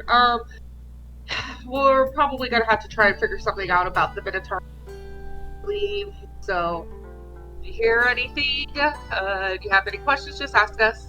Till then, Jerome, thank you for all your hard work. Again, just remember, if you do need something from me, you just go find Zula Nerdagon and he will get in contact with me. We'll get that right over. Well, that is if you know, if they allow me up there with all the uppity nobles and stuff. No offense. Zula knows that you're a contact of mine here. He nods along and says, "All right, that's more reassuring." All right, take care, Joe. Lit up down here. I don't need anything else in the hovel. I just wanted to check up on him. You take care as well. And you said I would have to front him 600 gold for an extension? Effectively, yeah. Okay. It's up to you whether you want to actually donate that money, but, you know... If I have it after my shopping spree, then yes. I thought you already shopped a lot. What's it called? No, we didn't, Bo and I did not shop at all. We were told Right, we wanted to wait till after we got the did the things, the side quests. Okay. The other shop. Bo and I were like, hell yeah, discount. We're bargain shoppers. Be right back. Oh yeah, we are. Okay. High fives, Andrew. In that case, who is left? Derek, were you doing anything during this bit? Basically just, again, telling her to send a message to the queen to make sure to damage control. So at least what I heard from what that discussion was, at least hopefully it didn't get to that part of the slums. But I'm taking what's his face, the rich entrepreneur guy, and walking around and looking at, hey, look here, you can invest in this. There's a winery. Hey, if you get your ship, if your new ship, there's something you can trade with. You sell wine. I mean, not the Minotaurs, we're gonna destroy the market, but all that good stuff. Who run the city? I'm just a little confused. My twin, the twin from the boat that Quinn. broke down. So Yes. hold on. You're Twin everybody trying hates, to remember? you're trying to give Quinn like a crash course of of the market here in Mytros. Is that what Of course. Investments, of course, in the future, and then Derek gets a cut of it, of course. Since I'm showing him around. Quinn looks at you. Team doesn't and- want to. Team doesn't want to pay me. Well, then I'll make my money somehow somewhere Quinn else. looks at you and says, "I'm flattered that you consider me for such nice investment. If only most of my funds weren't lost at sea during the wreckage. Not to mean that I don't happen to carry around with me a considerable amount of money, but I'm not sure if investing, at least at the moment, is the right call for someone of my position. I think, at the very least, until I get settled in, established a bit more, have a base of operations, perhaps, or some form of place where I can, I guess, settle in for myself. I do believe that I do find this entire world very interesting. Do not get me wrong. It almost makes the whole getting lost at sea and have my ship destroyed be worth it almost. But this is quite different from Waterdeep. I'm a bit out of my element here. I think, Heliope, Dengren, and Rutger are a bit more at home, and the drifter lifestyle. This is quite not myself. You know, help us anywhere? Yeah, you haven't asked him for help anywhere. What's it called? Yeah, I didn't know he existed. Because he's a Derek. They told been you there. that's why. He's been there from the beginning when you guys rescued. He's a the Derek, other guys. I He's a Derek. literally only have Heliope, Dengren, and Rutgar on my sheet. No, because he's literally useless. He's just a arrogant rich guy with Whoa, money. whoa, Like, whoa! this is He's not only- useless. He's not useless. Okay, calm down. Okay, calm down. He's not useless. Okay, I got big plans. Huge plans, of course. Quinn says the drifter lifestyle is not quite mine own, though you do seem to accommodate quite well to it. Well, all of you and your team as well. I do apologize. For what exactly is the course of action that you wish for me to take? As I said before, I'm quite adept at maintaining a certain level of connection with the nobility of Waterdeep. But I'm not sure if the same influence would apply here. No, well, maybe it will. Maybe it will. There could be perhaps a certain level of rapport that needs to be built between us. But yes, obviously, I am deeply thankful for my life. And if I can use my skills and expertise in any way to assist your cause, then please make them known to me. Are you certain that investing in the local market is the right call to help the cause? Well, not exactly just yet. Hear me out, okay? There's some other things that are going on with their group. I can't really say because last time I almost said something that the group nearly killed me for it. So can't really say until the day comes. I'm speaking. Okay. But when the day comes, we have we have things that need to be fixed here in this whole city, basically. You understand that maybe you overheard us up in the decks. Miss Fairy Wings, or Bird Lady, that's what I call her, is not very fond of the king. You're not here. She's not very fond of the king at all. Okay? When such things happen, we want to change things here. And since we did save you over the seas, and you are, let's say, an expertise in being understanding the nobles and maybe the markets, probably, I have a plan for you to maybe managing the markets of the city. But hold on, not yet. That's when the day comes. I want to use you because you'll have these connections, or you might smooth your way with the maybe the vendors, some the winery, have deals with some people, and then as you build your repertoire here in this city, when you have now investments and you can buy your own ship now, you buy your ship, and you go back with such items from this city, or of course continent, you could say, back to your homeland. You'll say, hey, I know these people from this main city, this port. We should do some trades with them. And of course you show proof of all what Mytros offers, and we start business from there. But this would imply that at some point I would need to return to my home plane, which, considering the circumstances that led to the initial wreckage of my crew, I have a hard time believing that's anywhere in the near future. Not that I don't believe your words, you all are clearly capable individuals, but what exactly would the time frame here be? Am I gonna give it out? Oh, how much? I'm gonna double check how much time. Hey, yo, Bill, how much time we got? How much time we got? I'm gonna say like 59 days or something. Oh, we got okay. Oh, fuck me. Okay. That's it. You got a couple weeks to earn money and get the fuck out of Dodge. Okay. Well, maybe I could use a connection here. Maybe Kyra can help out here. Maybe. Or who else? I forgot to move Kyra. She's not around. No, I'm thinking about it. And does anybody owe me favors? I wonder. Help them out for a bit. I wonder who. I don't think anybody owes you a favor. I think it's the other way around. I think you owe everybody favors.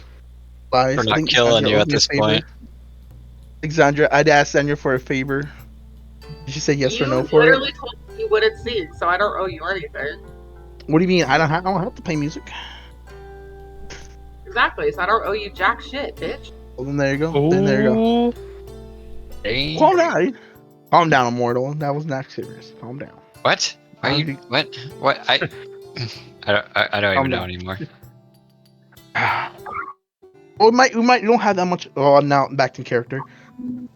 How do we got? We get maybe a month or two before things get spicy in this city. You get my drift? I don't follow. It's gonna be a bad time here. How about that? Very bad time. So I can say before people kill me. I will not say anymore. Well, you can't just leave me like that, Mr. Derek. You are telling me that something bad will happen here? I'm not clueless. I understand that that this world is quite different from our own. As far as I overheard the conversation between you and your allies, it seems that the two individuals, Pythor and Kyra, are like gods that walk amongst mortals. The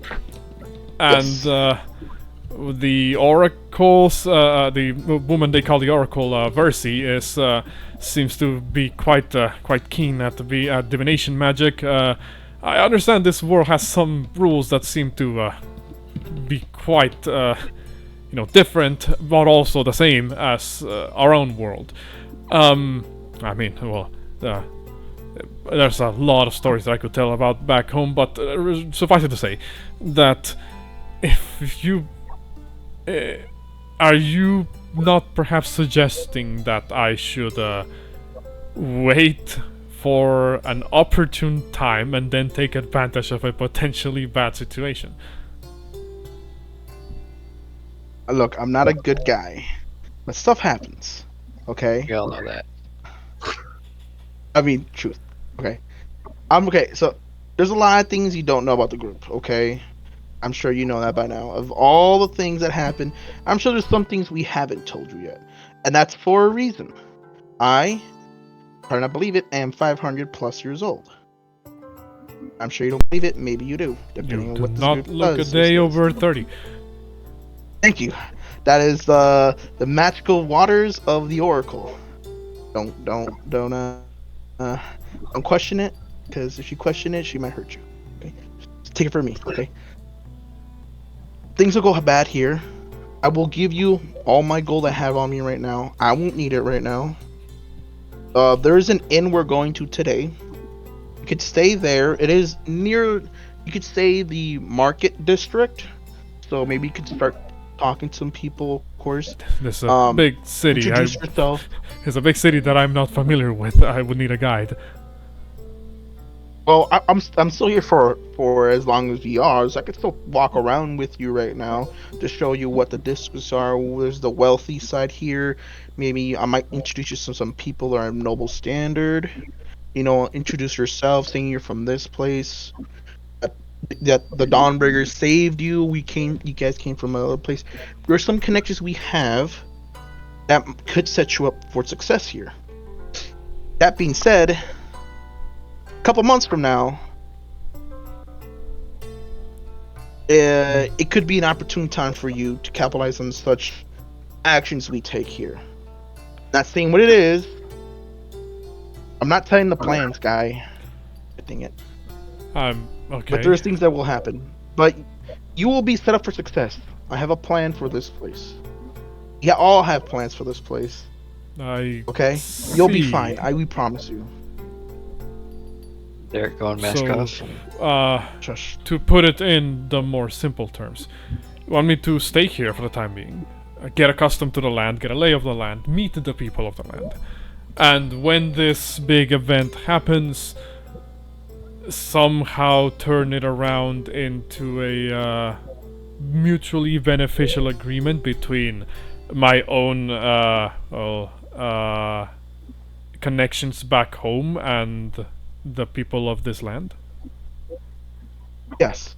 I'm guessing if I didn't say it correctly, yes. I said horribly. In other words, maybe disaster. You made it seem like yes. there was a great cataclysm coming and I should be an opportunistic individual to take advantage of that. Done it anyway. I could do it. There's nothing wrong with me. But I understand. You're very different from me. I have done things that I won't say. I probably one day it might bite me in the back, and I probably deserve it. But you're different. You're younger. You're technically younger than me, so I know you'll do well. I hope to live up to expectations. By the way, does this mean that I will not be returning with you on the ship after you depart port? We're gonna do other grand things that might put you at risk. Unless you want to be put at risk on the boat. Oh dear gods, no. My skills are not useful in the field of battle. I did took some fencing classes, well, if I say so myself. But my abilities, my expertise, my true talent lies more in the, shall we say, in the art of, making my way through courts and the important circles of the high society. I mean, there's definitely a lot of that stuff here, politics, anything else. Again, I'm not gonna just disappear right now. We're gonna walk around. I'm gonna show you the lay of this whole city, and of course, at the end of the day, we can go get some drinks if you want to drink, have something, and then I'll put you in a room. I'll give you my gold. Stay as long as you can, and of course, through that time, hopefully, you would understand all this and maybe begin climbing up the ladder, like negotiation, all that kind of stuff. Maybe find it expensive. Maybe I don't know, help somebody with their store. Maybe you'll actually go up. You'll go up in the ladder here in the city. I will live up to your expectations, Mr. Derek. And, well, I suppose if this is for the benefit of not just the people of this land, but my own land, and as well as you and your allies, I will perform this duty you've assigned to me to the best of my abilities. Good. Let's go walk around and show you all the markets and districts. And there you go. That's Yes, let us do that. As he will kind of accompany you, with as you guys go through the bit of the city, just to kind of make him get a lay of the land. By this point in the day, is already getting like a little bit further into the afternoon. Sun is being going down at this point, and the moonlight begins to bathe the city of Mytros during this time.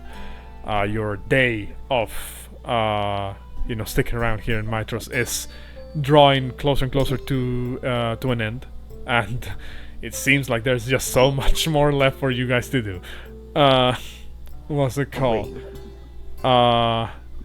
With that, however, I believe that is where we'll end the session for now. No! As you guys, it seems some of you have found the third wind of the four winds. Yeah. Oh my god, you found a wind that's missing a wind? Wait, does that person have the wind instrument? Yeah. I'm sorry, I disappeared. You didn't see an instrument on her, but she was wearing a pretty big cloak. What's it called? And she also referenced the guy that we previously interacted with, and she did want the borrowers. Yeah. What about? So it's safe to say that she's one of them. You guys need help? You guys got this? 3v1, 3v2 actually. No, we're coming back to town because one, we gotta inform everybody else about it and figure out how we want to handle it, because we need to get the merchant back without pissing him off. And I feel like if we kill his lover, he's gonna be or did you mad. just need to know the status of him? Well, the guy wanted him back if he was alive. What about I might? And if he wasn't alive, to tell him he was dead. But I mean, I feel like we should probably help him, because I feel like that chick is big bad. What about I suggest him to not do that and come back with us? What about that? Because she seemed like if I made any mention of that, she was gonna fucking kill me. Because she was like, "You're not trying to take him away from me, are you?" Oh my. Well, I mean, all I'm saying is I was one little oopsie away from pulling the trigger on my bow. Hey, I'm not lying. I was too. Like, that's why I used my ability. I was trying to figure out if I could just fucking take her. And I was like, yeah, the moment you would have gotten I was so proud of you, Bo. You're like, let's make Sandri proud, even though she's not here. And if we murdered this person, she would never know. But let's do it to Sandri. Let's ask questions first and wait to see if they're hostile. Well, look, y'all know the fucking the meme of the like guy with the veins popping out of his head, like that, like shaking, like that was me, like just wanting to swing so hard. And I was mean, no, I'm not gonna do it. I wonder what would have happened if I would have told you to pull the trigger. I wonder what we would do. We if would I have just murked her, and then we would have gotten away. Actually, quick that question. could have went bad on us, but To be honest, I kind of want to play her. Like, I want to see, because I know she said that she said we'd get a reward with a creepy smile, but I kind of want to figure out what she's talking about and see, Well, like, if we- you know, take the instrument to her and be like, look, I found your No, instrument. What is the reward? And then Well, when I she was gonna deceives explain us, to fuck you her what up. happened the last time we tried to Uh, deal with those. I but I was also- gonna wait till we. I also didn't say creepy smile. I said sheepish smile. So you know, it's like, how do I describe it? You know, like the ha ha ha ha. You know, smile. You know, is the look, I guess you could say. I wonder. Well- I wonder if I show her my 2 instruments. Say like, hey, I got 2 instruments. You know how? They're both dead. Or she just go straight for me. I wonder if I should do that. Actually, we didn't kill either of them. We turned them into the Fate Police. Actually, I would kill them. I would kill both of them. We sent him We to should have prison. killed both of them. And they're both We probably both sent dead them- anyway. yeah, we sent them to Fey prison, okay? You don't I mean, know she if doesn't they know actually that. are. She don't know that. Also, you She don't doesn't- know if Well, we they, if don't they know are in. if they have Fey Fey. prison. We just turned them into the authorities. What about I say? Whatever they do with them You know, it after didn't is not our problem. Oh, fuck! What about I, if I? forgot to, Oh, to end the so be it. recording. I forgot Oh to end the my recording. That'd be too. What's it called? So, those of you who stuck around and watched till the end, please continue watching along. And the shenanigans of the Dawmbringers, as now they've ran into one more of the 4 wings, Euria, who is seemingly holding hostage, but not really, because he's not actually a hostage. The tailor that they were looking for. What's it called? And not only that, but as the end of the day approaches, well, a couple more things need to be resolved before the party departs back to the Forgotten Sea, in the morning. But that'll be it for us, and we'll see you guys in the next episode. Bye-bye.